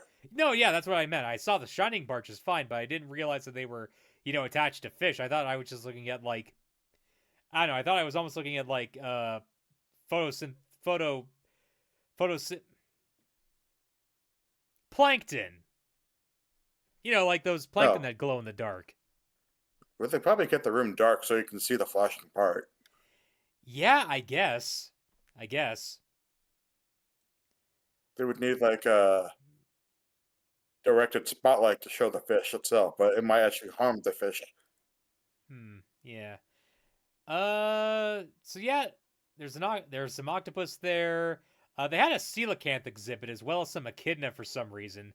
Don't know why they had echidna there. You haven't heard about the deep sea echidnas? You know what? No, actually, I haven't. Where are they No, found? they Hmm? mostly in Hydro City Zone. What? No aquatic mine? No, that wasn't until like 2000 where they were discovered. Okay. Anyway, after that, we took a train and we went to Kyoto. Uh, Hunter, do you have any thoughts on Kyoto? They probably had the worst beds of the trip. Oh yeah, you did not like the beds at the Kyoto hotel. I don't know. I don't know what I felt about them. I think the beds all just kind of blend together for me. But then I feel like I'm not really sensitive to like mattresses compared to you, especially because Yeah, maybe. you were having back pain for most of the trip. Yeah, but the Kyoto beds were the only one that actually like hurt my back. I would wake Ooh. up in like agony. It was Ooh. pretty bad. Ooh, wow, that does sound bad.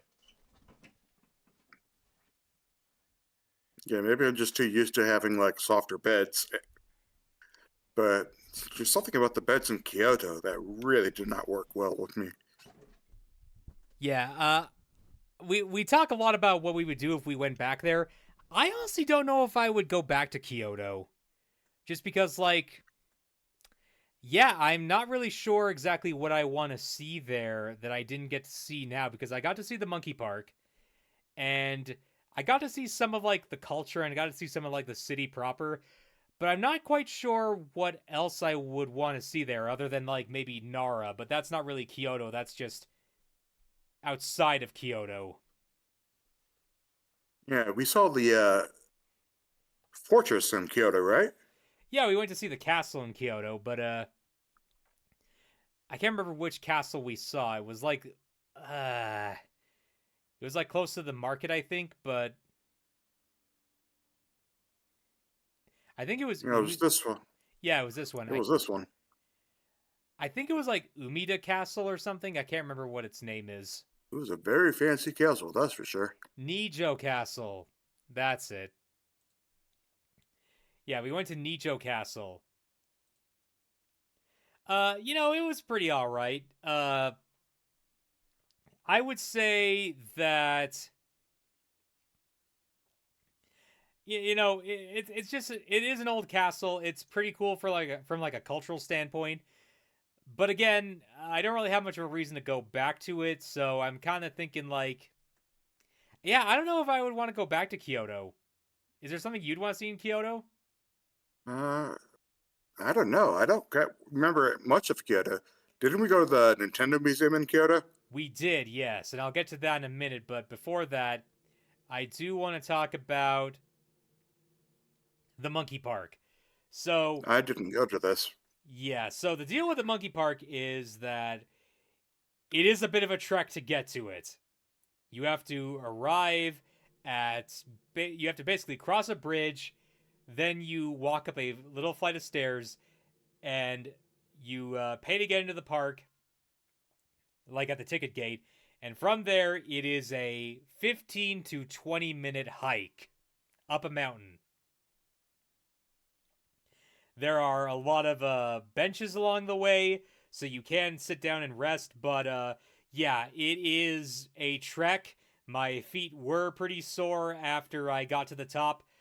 But I will say, after enduring all of it, I got to see a lot of monkeys. Monkey. Yep, look at those monkeys. I even got to feed a monkey. There was like a little thing there where you go inside and you pay for like some apple slices or some peanut slices, and you just, you know, feed them through the bars. Because if you feed them out in the open, they might steal your wallet. Yep, yep. And they do warn you to, not keep any like loose food or any water bottles on you or anything like that. But yeah, seeing all these monkeys in the wild and just being there with them, that was really cool. Honestly, I might even go back just for them, but who knows? Who knows? I would say, Hunter, I don't know if you could, because you didn't go to this because I don't think you could. I think you were pretty tired after Nicho Castle. Yeah, it's possible that my back was still hurting from the beds, even. Oh right, you're back. That's why I didn't go, because my back was kind of killing me that day, even with Ah, the medicine we had. yeah, that If we go sucks. back next time, I'll be sure to bring some back pain medicine. Now my back's fine because I'm back at work, sitting down all day at a computer. Yeah. Okay. But yeah, yeah. I will say if we do go back, I think you could handle it. I think you could tough the trek up there, as long as we Yeah, get some. Hmm? yeah, I'll try it. All right. So, what do you think of the? What did you think of the future train? It was Okay, I mean, Yeah, I just kind of booked it on like a spur of the moment thing because I saw it and I thought to myself, you know what, this looks interesting. Why don't we see what this is like? And you know, the food was all right. Atmosphere y- wasn't too bad, but it did feel very touristy. I'll say that much. Like the only people other than us in there were like some guys who also spoke English, and I think there was like another couple in there who I think might have been Japanese or they might have been Chinese. I can't quite remember. yeah, the food was okay. I got the big giant burger thing because I thought it would be a nice gimmick. It was just okay. It wasn't that great. It wasn't terrible. Yeah, they gave me gloves to eat it. Yeah, I got the fish and chips, which they came with like some pink gravy kind of thing. I thought that was yeah, that tasted all right. Wasn't like super amazing or anything. The drinks were interesting, especially like the little galaxy drink. I think that might have been like one of the more alcoholic things that I actually drunk there. Like you could just Yeah, I think I just had a Coke. yeah, you could just taste the alcohol on that drink. Hmm. It's from the future. The future. But yeah. Uh After that, we went to Fushimi Inari Shrine. We didn't go up Fushimi Inari Shrine. We just sort of saw the entrance for a bit. And then me and my brother and his significant other, we all went to the Nintendo Museum. So, what did you think of the Nintendo Museum? I thought it was quite interesting. It just had all those exhibits with all the old games they had and all their systems. They even had like an area for the Wii U and the Virtual Boy. Yeah, I was pretty amazed that they actually like put the Wii U and Virtual Boy on full display like that. Like, yeah, look at these two consoles that almost sunk our company. Aren't they great? But yeah, I will say it was interesting to see all of these like third party games because not all the games on display there were necessarily, you know, Nintendo made games. Like some of them looked like games that were you know, maybe only third party or even released on other consoles. Yeah, I was kind of looking for Skies of Arcadia for the GameCube there. Oh, you didn't see it? No, Huh. I don't think I saw it either. So yeah, that's yeah, interesting. yeah, they didn't have every single game for the console, but they had like all the major ones. Yeah. They I even had a Switch 2 exhibit, remember? Oh yeah, but obviously there wasn't like a lot there for Th- it. They had two games for it. Yeah. Yeah. Who knows? Maybe that'll increase in size as time goes Yeah, on. now it has five games in the exhibit. Yeah, I guess it would have Air Riders and Metroid. And Hyrule Warriors. Oh right, that game too. I keep forgetting about that. But yeah, Nintendo Museum, you know, obviously we couldn't film inside that either. They have some strict policies against that for whatever reason, but uh they I also think we had could see the lower half, though. we could film the lower half? Yeah, Huh. Well, I forgot to do that. Uh all I remember, okay, so a few things. One, we got to see some collections of concept art. That was really cool. Yeah, we got to see like drawings of, you know, Zelda and Star Fox and Metroid and all these characters, and you know that just looked really interesting to me. that's kind of stuff should be in the museum like this. Yeah. It was cool to see all this like pre-concept art of like Samus or Star Fox or Star Wolf, I think. The second thing that we did was the bottom half, which is just, you know, you have a card and they give you like some points for the card, and you can, you know, play some games and some challenges on like various consoles that they have, which I'm pretty sure it's just like emulation. They just have like a bunch of emulators there, which is funny because, you know, Nintendo is so infamously against emulating their consoles, but whatever. Yeah, they had like some home, like some different stuff, like the I did the NES challenge stuff on the Famicom. And then Yeah. there was the shooting gallery. Yeah. I remember doing like the baseball mini game down there where like they just throw like the little ping pong balls at you and you have to whack them with like your baseball and you have to try to, hit a bunch of stuff in like a living room and you get points based on whatever you break or quote unquote break. It's all a game. But yeah, the I also remember playing Star Fox 64 and Pokemon Snap a bit. That was fine. That just lasted for like a minute or two. Uh, but the big Then thing, we did the giant controller thing. yeah, we did the giant controller thing. So the big one that's there is the N64 one, which we did not do because there was a giant line for that. Huh. Yeah, so we didn't really tackle the giant controller because there was a line for that one, but we did do the SNES controller challenge, and we were watching people, and I suggested that we do Legend of Zelda because if we did Legend of Zelda, then my thought was I could handle the controller, I could handle like Link moving, and you could handle the weapons and all that jazz. Hmm. And we actually saw someone try the Legend of Zelda challenge, and what the Legend of Zelda challenge is it's three bosses. The first one is the big Dark Nut enemy. It's a Link to the Past, I should mention. It's the big Dark Nut enemy who spins the big ball The and ball and chain knight. yeah, the ball and chain knight. The second one is Agnaminion or whatever his name is. Agnaminion? I always called him Aghanim. Aghanim, that's it. Yeah, the second one was Aghanim, and then the final one was the giant slime ball with like all the little choo-choos on him. Argus from the Swamp Temple. Argus, that's it. So the deal is, Hunter. You were actually the one who pointed this out to me. Is that a good way to cheese the ball and chain knight is to just grab pots and throw them at him. Yeah, it takes only 2 to kill him. Yeah, so when it was our turn, we picked Legend of Zelda, and we actually did that. I just controlled Link up there. We actually kind of messed up initially because you didn't realize that the controls were different. Because I believe in Japan, it's B or the bottom button to use your sword, and it's X or the other button to like do something else. You kind of fumbled on the just the regular enemy on the way there.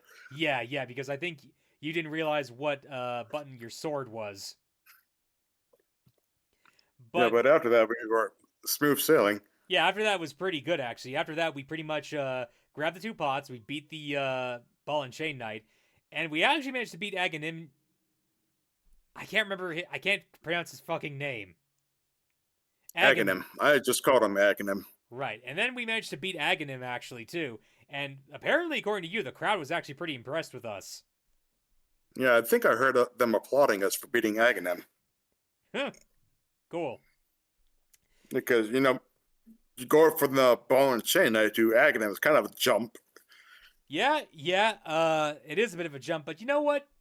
I think we did a good job. Like, I admit, I did put us into the path of his lightning at one point, but I guess we just had to tank it. yeah, but you know what? I think we did a good job overall. I think we actually did a pretty good job, the two of us. Yeah, we probably could have beaten Argus if we had just like 5 more seconds. Yeah, Because we got him into a second stage. yeah. Honestly, it was that initial fuck up. It was that initial mess up on our part that cost us the whole thing. But oh well. I think that's all we pretty much have to say on the Nintendo Museum. After that, we got gyoza. Delicious, tasty dumplings. Yeah, just this cool Chinese dumpling restaurant, and we just ordered a bunch of dumplings and we ate them. Yeah, I think you had the mysterious black ones. Yeah, Remember, the menu didn't translate well, so you got to order like water dumplings. yeah. The black ones that I had, I believe, were soup dumplings, and so when I bit into them, they actually kind of squirted a bit. That was a bit messy. But hey, that's the beauty of trying food in other cultures is that you get surprises sometimes. I think I did. I think I like soup dumplings. I should have tried one. Aw. Well, who knows? If we ever go back. So after that is Himeji Castle. So I think it was cool that we went to Himeji Castle because obviously Himeji Castle is like one of the oldest surviving castles in all of Japan. But I Yeah, we don't. don't have anything like that in America. We don't have like ancient American culture. We have to go back to like the Native Americans, and Yeah, like the closest you have I to think. wonder. Yeah, the You closest have we to would have. wonder which is still authentic.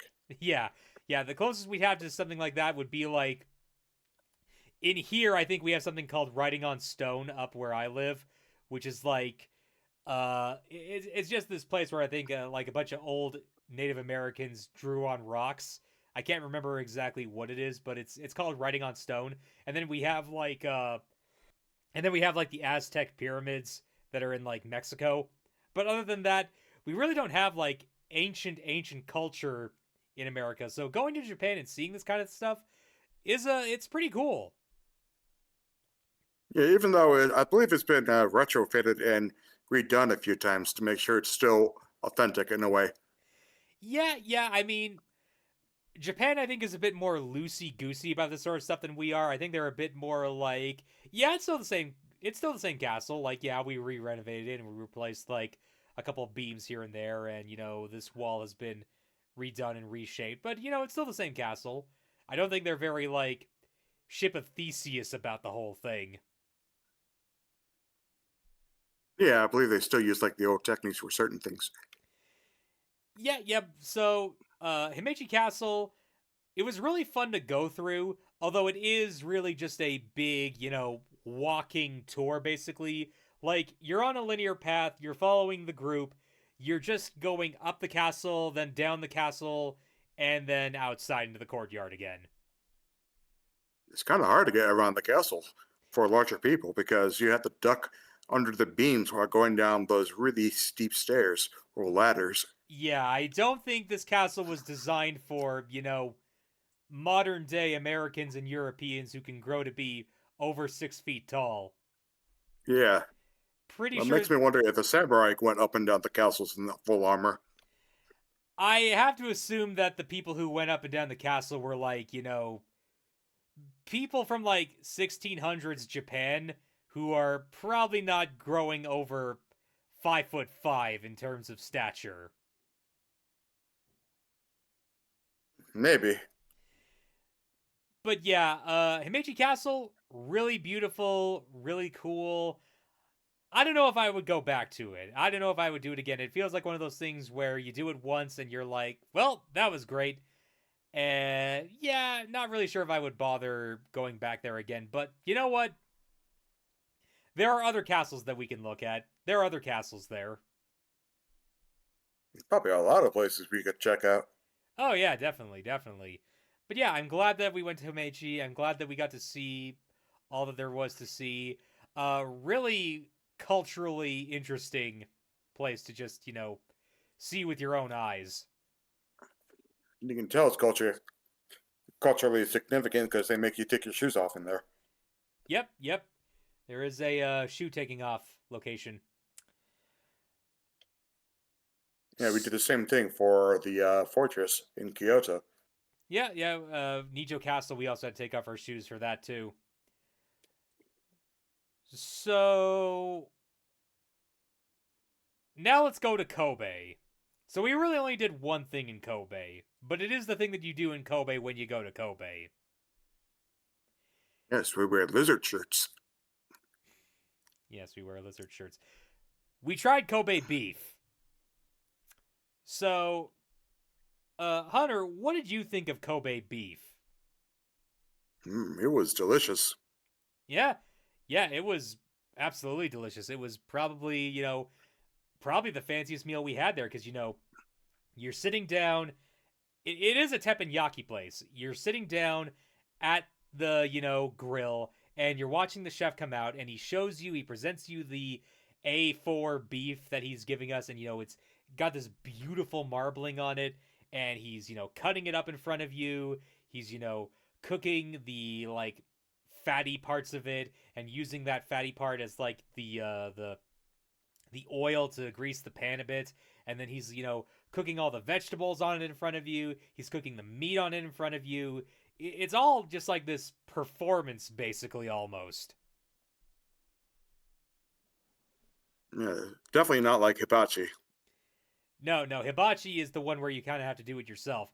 This one was entirely, like the chef preparing the meal in front of you, and he even like told us, what condiments we should use. He suggested like the vinaigrette or the mustard sauce or the fried garlic. Yeah, it made me kind of nervous how to eat the food because I didn't want to offend him by putting it in the wrong condiment. I have to assume that he's just there to suggest, like what the ideal way to eat it is or whatever. I don't think he particularly cares how you eat it, as long as you're not like, interrupting his technique in any way. But yeah, it was just this delicious meal. There was garlic fried rice at the end. I got an appetizer, you got the garlic fried rice. It was just absolutely delicious to try. It cost $300 Canadian. Well, we got our money's worth. It costs $300 Canadian. Well, we got our money's worth. I'm glad I did it, but I don't think I would ever do it again. I'm sorry. Look, if you're willing to show the money, if you're willing to shove out the money, I'll do it. But I can't. I can't justify that kind of purchase again. I'm sorry. I don't blame you. I don't blame you. Maybe we can go back to Kobe sometime, try more food there, but yeah, no, that was just oh man, it was so good but so expensive, so expensive. So then we go to Osaka. Then we went to Osaka. Yep, so then we go to Osaka. And Osaka, I wish we'd gotten to spend more days there, unfortunately. It had much better beds. Yep, beds were pretty fine. Our hotel had a giant pillar in the middle of it. Yes, a load-bearing pillar in our room. Yeah, don't know what that was about. Don't know why that was there. But you know what? The beds were better, and hey. The aquarium... Honestly, the pillar kind of made it feel like the smallest room we stayed at the entire trip. Yeah, the pillar kind of reduced the size of our room, it felt like, which, that did unfortunately make it feel a bit smaller. Yeah. You can see me in the bed with my computer there. Yeah, you're using the friggin' laundry hamper thing for your laptop. Yeah, yeah, go ahead. That room didn't really have a desk. The other two had desks. Or like a table or something. Old habits die hard for me, I guess. Yeah. I got to try a Calorie Mate. I did not. I should have. You really should have bought a Calorie Mate. Yeah, it was actually pretty good. They have chocolate Calorie Mates too. They also have cheese ones. What did it taste like? Huh? Probably more in the cheese one than the chocolate one. Really? Well, it tasted... Okay, have you ever had a shortbread cookie? Yes, I believe so. It kind of tastes like a shortbread cookie, but like not sweet. It has more of like a rich umami flavor to it, if that makes any sense. So savory. Yeah, it's kind of like a bread, but short. It's kind of like a breaded shortbread, if that makes any sense. Like a unsweet shortbread. What kind of bread? Again, shortbread. If you've like, yeah, it's just an unsweet shortbread cookie. Anyway, Osaka Aquarium. This aquarium was really, really cool. Yeah, better of the two aquariums we went to. Yeah, definitely the better of the two aquariums we went through, just because, like, the centerpiece of it is this gigantic, like, Lord, I cannot even begin to imagine how many gallons of water is in it. There are two or possibly even three whale sharks swimming around inside this one gigantic aquarium. It's as big as a house. Oh yeah, yeah. We were like to put it in perspective here, we were basically walking around this giant aquarium with it slowly going downward via a pathway. Like, It was like 4 stories, at least 4 stories. yeah, yeah, it was absolutely crazy. So yeah, Osaka Aquarium. It was really cool, real impressive. There was this big like tunnel, underwater tunnel that you go into. I've been to several of those before, but that one was also pretty good. They had some otters and kawadi and different like mammals on display here. Some turtles, some freshwater turtles, just a couple of little exhibits, but the big one was obviously the gigantic like I don't know how many gallon tank that had like two whale sharks, a manta ray, had like just an insane amount of fish, insane amount of gigantic Pacific fish. Let's see here. The massive Central Pacific one, 5,400 cubic meters of water. Yeah, yeah, that's a lot of water. And you know, it's all probably perfectly temperature controlled, salinated, like just designed for these, fish. Uh I was way off on how many stories it is. It's actually 8 stories. Jesus, 8 stories tall. Yeah. And how it's constructed is interesting because it's like it's basically the centerpiece of the entire aquarium. And you go on this pathway around it in essence where you just like, you go around it and on the adjacent sides to it you have say the dolphin exhibit, you have the seal exhibit and theirs is also equally deep. And yeah, it's just like a really really amazing exhibit where you just get to see some of the biggest fish in all the entire world. And yeah, what else can I say? Uh there's also an exhibit for cuttlefish, for like squid, some exhibits for penguins. What do you remember seeing there most of all, other than like the whale sharks? Let's see. They had the squid exhibit. They had the penguins, the emperor and rockhopper penguins. Oh yeah, The the rock rockhopper ones. yeah, the rockhopper penguins. Those were pretty cool. Yeah, Uh they were just like an open exhibit that you could literally just reach inside and pet a rockhopper, but obviously you don't want to do that yeah, because they the probably just rockhoppers would then go into therapy. they'd And probably so just they bite also had, you. yeah, they also had the deep water ones. They had the seals, the Arctic seals. I think Oh they yeah, also had the jellyfish. oh yeah, they had a lot of jellyfish there. They had the moray eels. You remember the eels? Yeah, the moray eels, the big one, and even the garden eels. How do you feel about eels? You're doing this again? Sorry, I What's your deal about this get bit? my deal regarding the eels is that I feel the eels. I'm gonna throw some banana peels at you. If you did, then I would squeal. Ugh. Okay, yeah. But yeah, we saw some crabs. I got a cone of blue ice cream that was blue on one side and white on the other. And you, I believe, got a very, very long hot dog. I did. I didn't think it was gonna be that long. Yeah. Yeah. Was it like an actual foot long or? I think it was actually a foot long. Yeah. Yeah. A whole Uh, foot long hot dog. It was massive. I have pictures of it in case you need it for the video. Yeah. Yeah. You can send some for me. Yeah. There was also a crab behind you. I remember that. Yeah, he wanted my hot dog. Yeah. He couldn't get it, unfortunately, because there was water and glass between him. I don't even know if crabs can eat hot dogs. They probably could. Probably, but I don't know if it'd be like super healthy for them.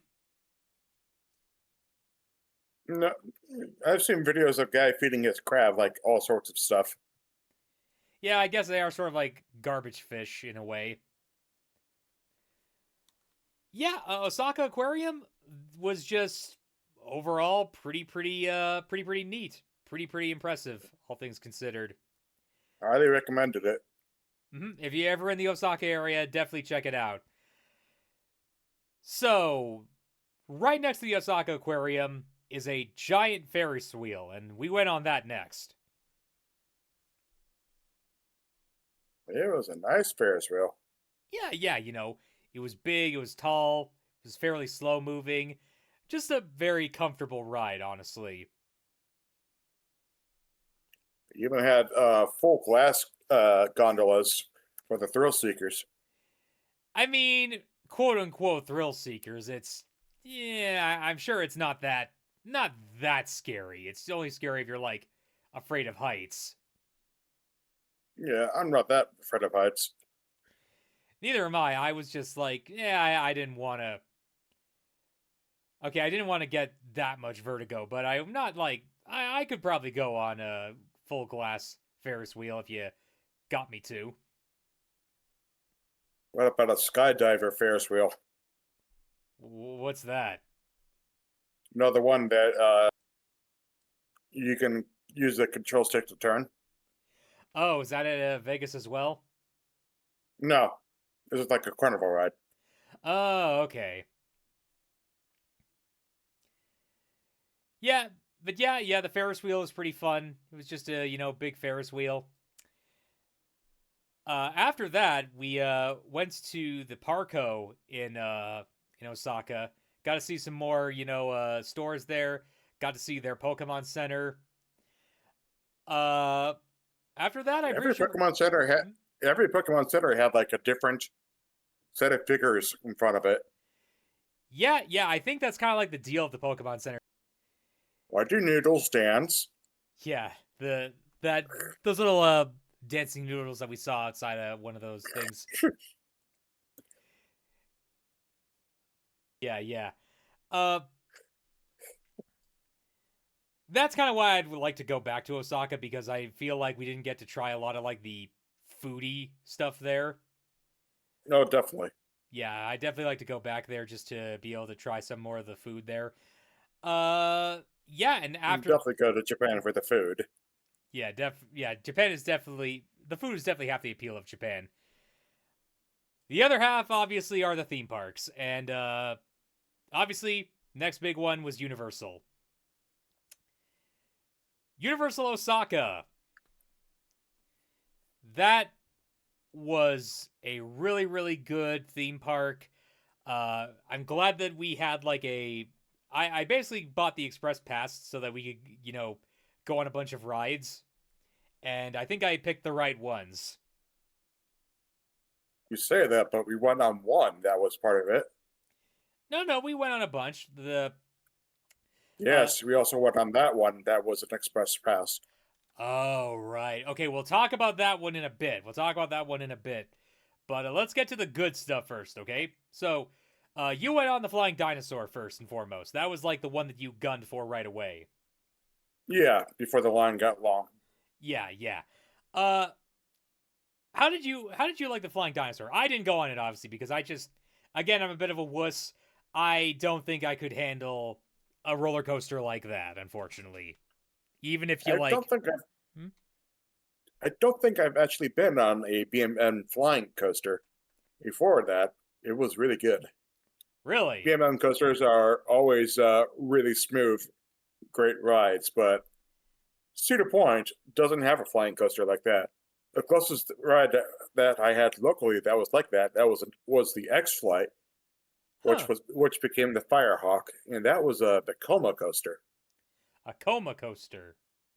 A Vekoma. Oh, okay. At least I think it was Vekoma. It might have been Arrow. They have But similar tracks. what'd you think of the Flying Dinosaur? Oh, it was great. You probably would not like it going on it because they require you to take off everything. They even asked me in case I needed if I wanted to take my hearing aids out because I might lose them. Yeah, yeah, that's probably a smart idea. I don't think I could really go on it. It would be just me looking at a bunch of blurry shapes as I just feel tremendous G forces all around me and feel all woozy and stuff. The G forces when they're going when you're on your back going through the loop is quite kind of great. It feels real nice, actually. I mean, it's not you're not necessarily going upside down in a flying coaster like this. I don't think it's more like you're just you're either But you kind like of do multiple times. well, I mean, you're either laying on your back or you're laying on. Well, no, I guess you do go upside down when like it goes. Well, whatever. The point is that I don't think I could go on this. No, I'm just not built for roller coasters like that. Yeah, more extreme BMM or intimate coaster. Yeah, yeah, no, I'm not built for roller coasters like that. Honestly, while you were on that, I kind of wish I went on the Jurassic Park ride, but I was just saying to myself, I don't, I don't know if I could even handle a drop at that point in time, but I probably could handle it now. Well, you'd spend the entire day wet. I don't know if you want to do that. I wouldn't be that wet. I've been on that ride before in California. It didn't make me that wet. It's not the freaking oh god, there were freaking River Rapids rides that I went on at California Adventure and at like SeaWorld. Those rides got you wet. Yeah, I can understand. We had Grizzly Run at Joker Lake. Yeah, yeah, those River Rapids ones where you're like in the like circular inner tube ride, those ones get you Yeah. wet. Those ones get you like really really wet. Jurassic Park, I don't think that one really got me that wet. I think it just got me like a bit. I think I just got like a couple drops on me, but yeah, they had the Jurassic Park gift shop, which had this really cool like Velociraptor animatronic inside a cage there. That was actually really cool. I think it didn't escape. I mean, it could have. There was a bit of an open part of the cage there, so it could have, but good thing it didn't. So, the next ride we went on was the Spy Family ride. Was it? Or was it Jaws? No, we went on Jaws after that one, actually. I remember that. Okay. So, yeah, the Spy Family ride, that one was really, really cool. I talk about this in the video, but the Spy Family ride, uh, basically it's a refurbishment of another indoor roller coaster that's there at Universal called Space Adventure or Space Fantasy or something. Uh, it's really, really cool. I did not think it was going to be a roller coaster. I thought it was going to be a dark ride. Yeah, you would think, but no. What it is that they just have this indoor roller coaster, and then they give you like a little VR headset, and you put it on, and you just sort of watch this PlayStation 4 ass cutscene play as you're on this. You're basically on this bus, and you go through what has to be the most impossibly tall and winding road in any European city, along with, a raising bridge that's going over like a huge uh dip or something. It's a lot of fun. It was a lot of fun just like watching this cutscene play out, and you can see the whole thing in VR. Like you turn to the left and you see videos, you see you see guys run past you in like vehicles and they try shooting at you and all that jazz. It's just a really cool ride, honestly. Sure, it was. Bro, it's like Australia is actually in San Francisco. Yeah, yeah. Astania is actually in San Francisco. They should make that into a Sonic the Hedgehog ride. They'd have to redo the entire like walk-in because it looks like Frieza's ship for some reason. They I know redo it's it. supposed to be like a space ride, but they couldn't like make it look like buildings instead of Frieza's ship. No, no, that's sort of what they do all the time apparently. Like I looked it up. They actually refurbished that ride into a bunch of different like anime themed rides. Like it was a Lupin the Third ride at one point. It was a Attack on Titan ride. It was a Evangelion ride several times actually. Next year It's actually going to be an Astro Boy ride. Huh. Yeah, yeah. Don't exactly I know what. guess we got lucky to see the Spy X Family one then. Yeah, I guess we got lucky because I'm a fan of Spy Family, and I actually made you I made you watch it for like a recommendation, so I could prepare you Yeah. for this. Yeah, it was a good anime. Yeah. Although I will admit I am a fan of Astro Boy. I may recommend you something in that line sometime. Who knows?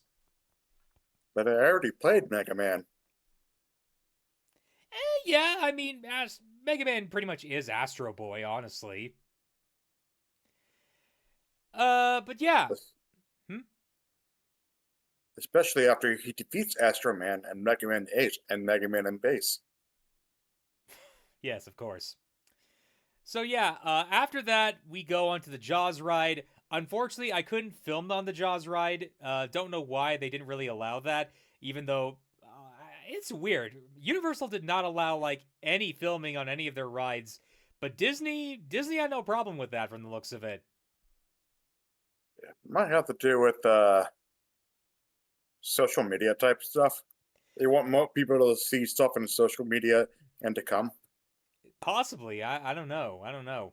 But yeah, we went on the Jaws ride. Uh, the lady was basically speaking in Japanese, giving us a tour of the place, and obviously, oh, well, what's going on? A person's saying that something bad's happening. Oh, wait, is that their ship? It's sinking. Whoa, what's going on? Oh no, a shark! It's a shark! And yeah, the shark comes out of the water, splashes you. Bad shark stuff happens. Yeah, little canister falls over, explosions, fire.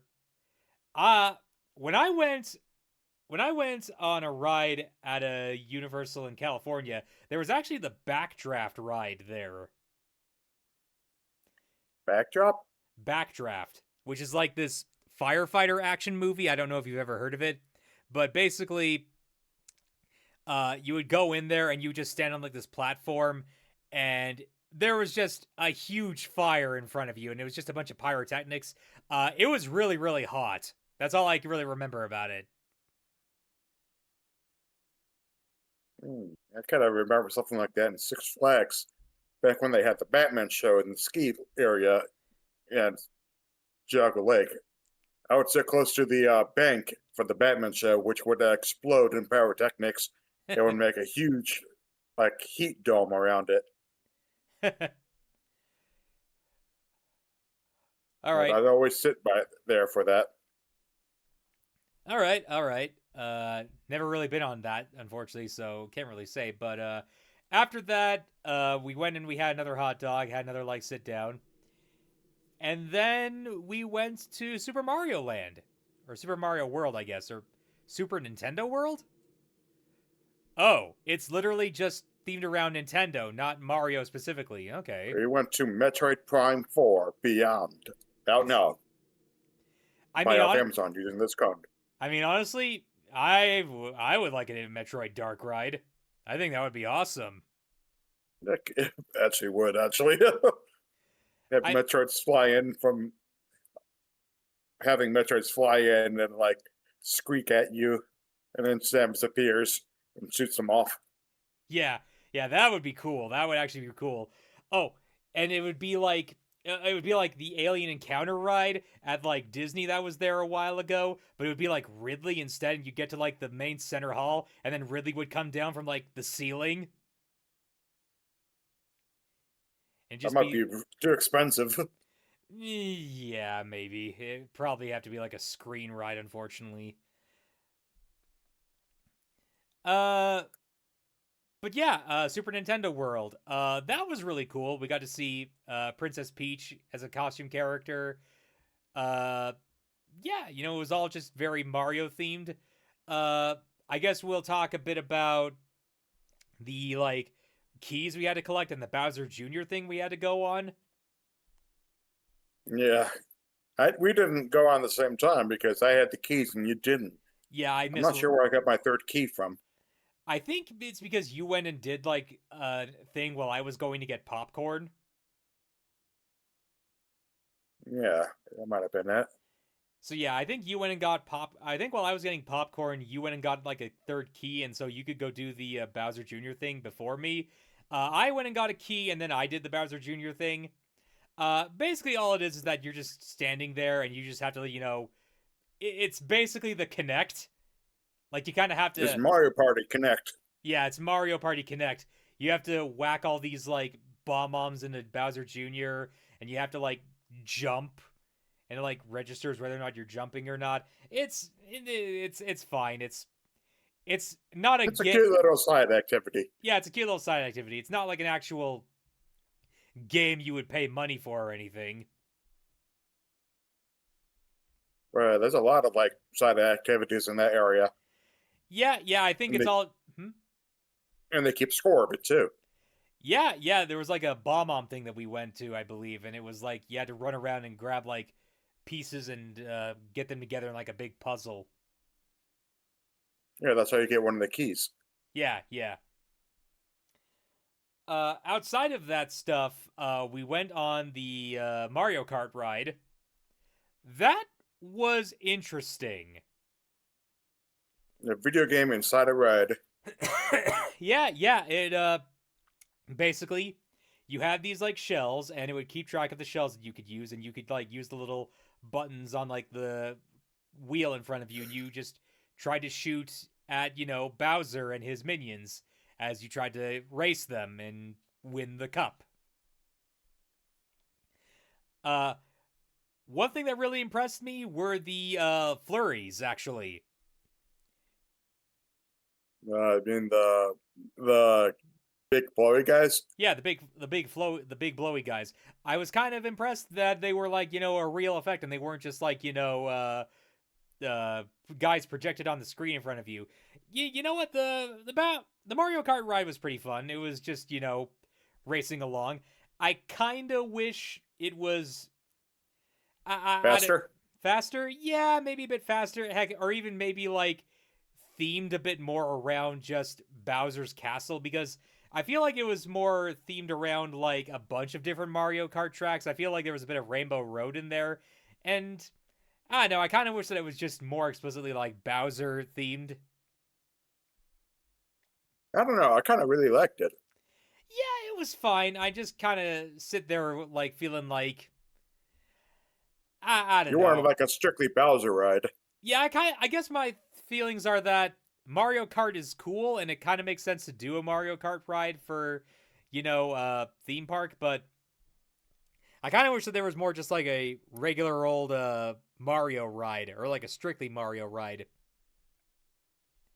They Maybe should they'll do add one in the future. they should do a Luigi's Mansion based off the Haunted Mansion. Oh, that would be amazing. Yeah, just fill it full of booze and stuff. Uh Next is the Yoshi ride. Yoshi ride, it's for kids. It's very, very short. Yeah, they had some sort of egg gimmick where you have to hit the buttons on your vehicle when you see the colored eggs, and I don't think we actually understood it completely. It Yeah, was also very short. I don't think I understood it completely either. And yeah, very short. There's just like this one internal part where you see like you see Baby Mario and you see Baby Peach and like Poochie is there for a second. Kind of wish that there was a bit more there. I kind of wish that you got to go through like more Yoshi's Island stuff. Like, come on, take us to the moon. Let us see Raphael the Raven. Uh, how about the Blarg or like the big swamp guys? I don't know.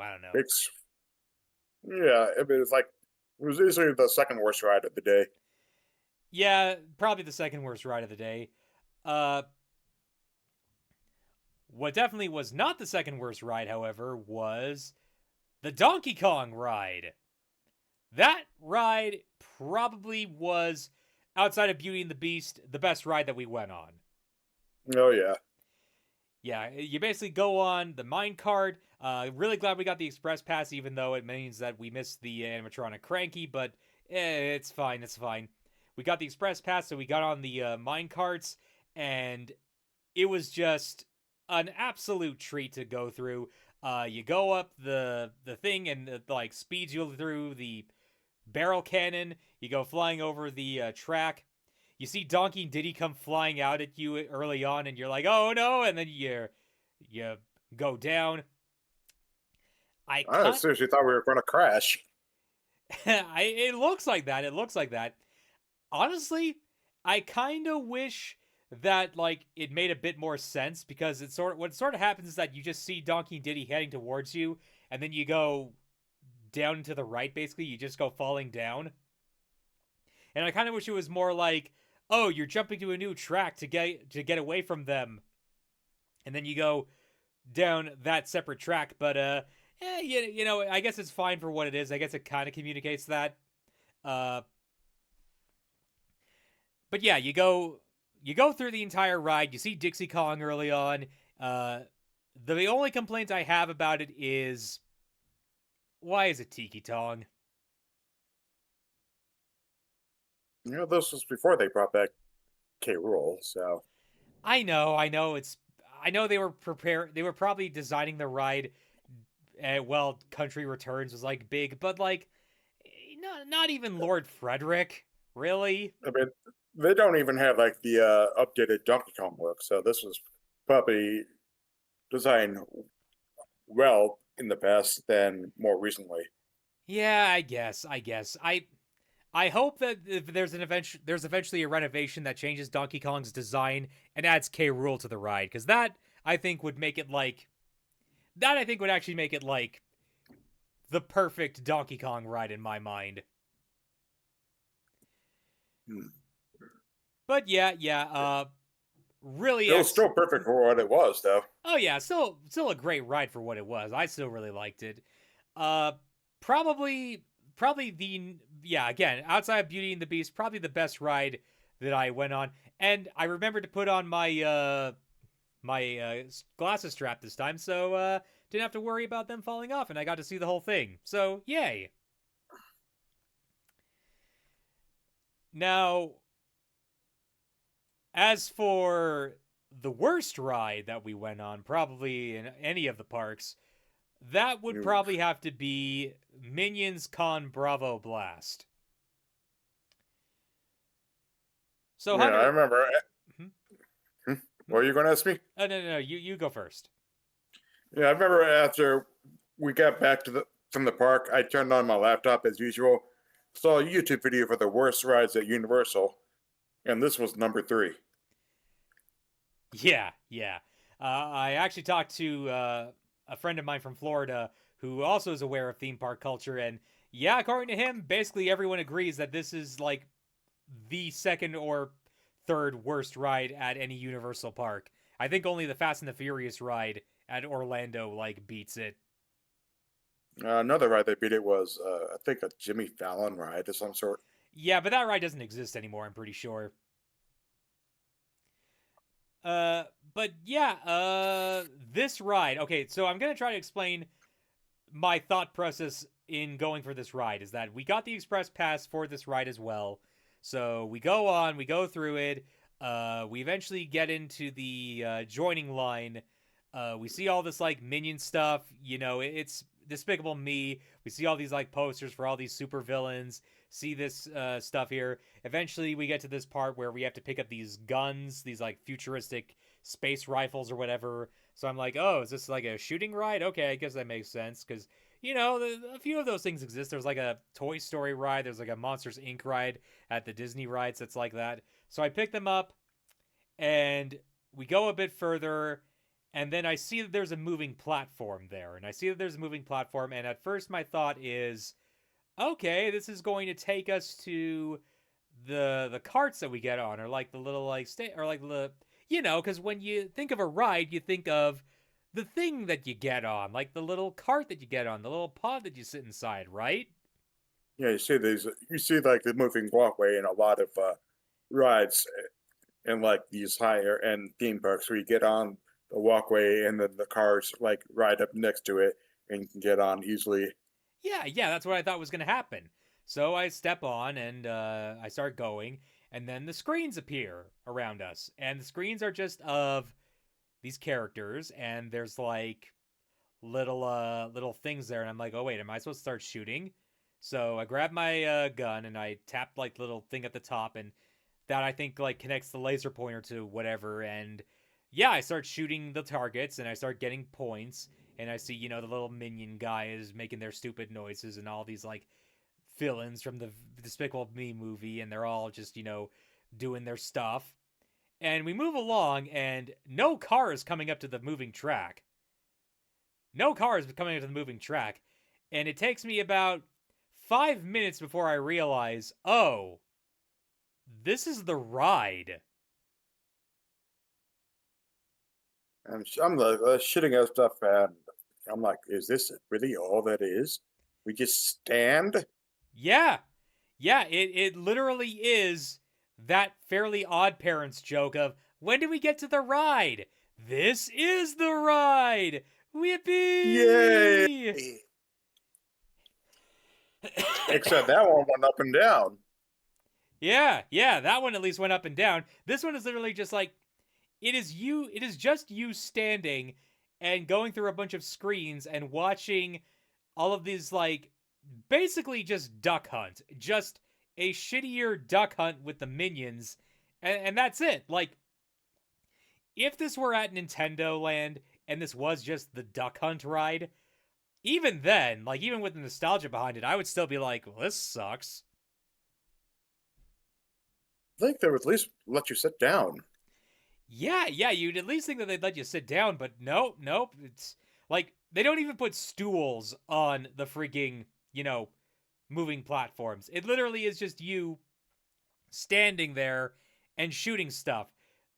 And it's just, yeah, it sucks. It's just bad. Yeah, and they scored you on it too. Yeah, and I honestly didn't even care what score I got, because who cares, honestly? Unless there's like an actual prize that you get for getting a high score, I couldn't care less. The actual prize is you get to ride again. Oh, boy. So, yeah. Watch it. I think that was the last ride we took in Japan. Yeah. The Crappy Minions ride. Yeah, I think that was actually the last ride we took. Man, what a bummer to end out on, huh? Yeah. Oh, well. I suppose before we went to the Minions thing, we actually went to Toad's Cafe. Oh, right, Toad's Cafe. I almost forgot about that. Or Canopio's Cafe, I guess we'd call it. Yeah, that was all right. You had the Mario Burger. I had a Toad omelet. It was a rice omelet. It was just a bunch of rice wrapped in like egg stuff. That one was okay. I thought that it was. I would like to go back and maybe try it again, but The burger was actually really, really good. The burger was really good? Huh. Yeah, the burger I had was really, really good. Huh. I'll have to maybe try a burger or something from there next time. I might actually try that Luigi menu item, because I was thinking of that, but then I decided not to. Yeah, another thing about the cafe is that they had windows leading out that showed like Toads walking around doing stuff. Eventually, the windows get dark as Bowser attacks, and you see like airships coming in and shooting at the Toads, and they all run in terror. And then Luigi comes out and saves the day and stuff. That was cute. Yeah, I think I forget that, but yeah, that sounds cute. Man, I can't believe that Bowser, delayed our meal like that. What a jerk. I think you missed it because you were facing away from it. Oh. Yeah, I don't know. If we ever go back, I might try that again. Or I might actually just try like a different restaurant entirely. Because, obviously, we didn't get to try that much at Universal. We only went there for one day. But, yeah, now we kind of know what rides to avoid, at least. Or at least a ride to avoid. Yeah, don't do the Minions thing. Yeah, it's bad. It's bad, yeah. That's my number one recommendation for if you go to Universal Osaka. Avoid Minions. It's a bad ride. It's not good, just like the Minions. Oh, you're right. And speaking of dinosaurs, actually, well, I didn't mention dinosaurs, whatever. We did get to see some dinosaurs. We're going to the Minions ride. We saw the dinosaurs. Yeah. Before we went to the Minions ride, we got to see some dinosaurs, which it's a guy in a costume, but it looks fine. It looks good. Yeah, the costumes were really good. Yeah, I think the guy in the There's raptor also there was also the baby Triceratops in a cart, and there was a Triceratops nearby as well that we didn't see. Yeah, I think the Triceratops is like walking away by the time we got there. Yeah, we got there at like the tail end. Tail end. But yeah, I think the raptor actually like looked directly into my camera at one point. That was fun. Yeah, then he screeched at you, going, "No cameras." Uh, I have to protect my image. Yeah. Okay. But yeah, I think that was well, it wasn't the end of our trip because we did have one more day where we just took a train back to Tokyo. We checked into our first hotel again, the REM. And yeah, I think our real last day was just getting you a copy of Kirby Air Riders. Yeah, on the day we were leaving. Yeah. The day we were leaving, before we went to the airport, we had to go to a big camera and get you a copy of Kirby Air Riders the day before. Well, technically it was the day of, but we got it a day early. Yep, I posted about it on Reddit, and they hated me for it. Yeah. I wish I wish I could have stayed a few extra days. That way I could have gotten Metroid Prime 4 a day early, but what are you gonna do? A few extra days. It's like 2 weeks. All right, yeah. Oh well, what are you gonna do? But yeah, It's not like we can plan these things. Not like we can plan these things for video game releases that is because true. we had the trip. We had the trip planned, and then they go like, "Oh yeah, Kirby's Air Ride comes out on the 20th." I'm like, "Wait, the 20th? That's the day we literally leave." Yeah, that was pretty nuts. Yeah, and then we went out of our way to go to Big Camera, and then I get to the airport, and there's a Big Camera right there. Yeah, where you could have got it too. Hmm. I even remember saying, "Well, isn't that special to you?" Yeah, and at the airport, I remember having like one more little thing of curry rice because screw it, I like curry rice. I don't care. I had McDonald's. Oh right, we did have McDonald's at one time as well. I had the Yeah, teriyaki chicken burger. I had the triple cheeseburger because it was Street Fighter themed. Ah, I had the teriyaki chicken burger, and I think I actually had like the drink they had on sale, and I think that one was actually Street Fighter themed as well.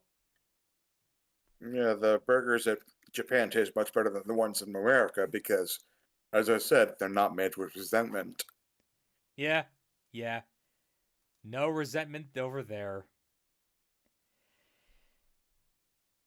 But yeah, Probably, then I just took my flight back, and yeah, we said goodbye to each other, and I took my flight back, and that was pretty much the trip. My flight home was kind of a pain in the butt because I was sitting in economy that time, and that kind of sucked because there was a baby on the flight. yeah, I still had a premium economy, Oh well, which was I didn't have like the front row seat next to a window. I had like a center seat, but there's still plenty of room. aren't you special? Yeah, no, that's okay. I think next time I might actually go for like a front row center thing where I can have some leg room. That might be nice. Yeah, having some leg room is good for any flight. Yeah. But yeah, I think that's just our trip summarized. Overall, really good, really excellent. The only like down points of it, honestly, were just a few mediocre theme park rides. Now we know not to go on next time we go. Yeah. I do hope to go back again someday. I do hope to go back again someday. Don't know when that'll be, but yeah, hopefully in the next 5 or 6 years. Hmm. Be sure to take me with you. I'll gladly take you with you again, man. I'll gladly take me with you again. Hunter, I'm still looking for him. After all this time, wait. The hedgehog's right outside my window! SSSSS squad! Arrest SSSS him! Get your gears grounding, gears. I'm getting. It's working. It's working. My sneaky scheme is working. It's only a matter of time before that hedgehog's mine.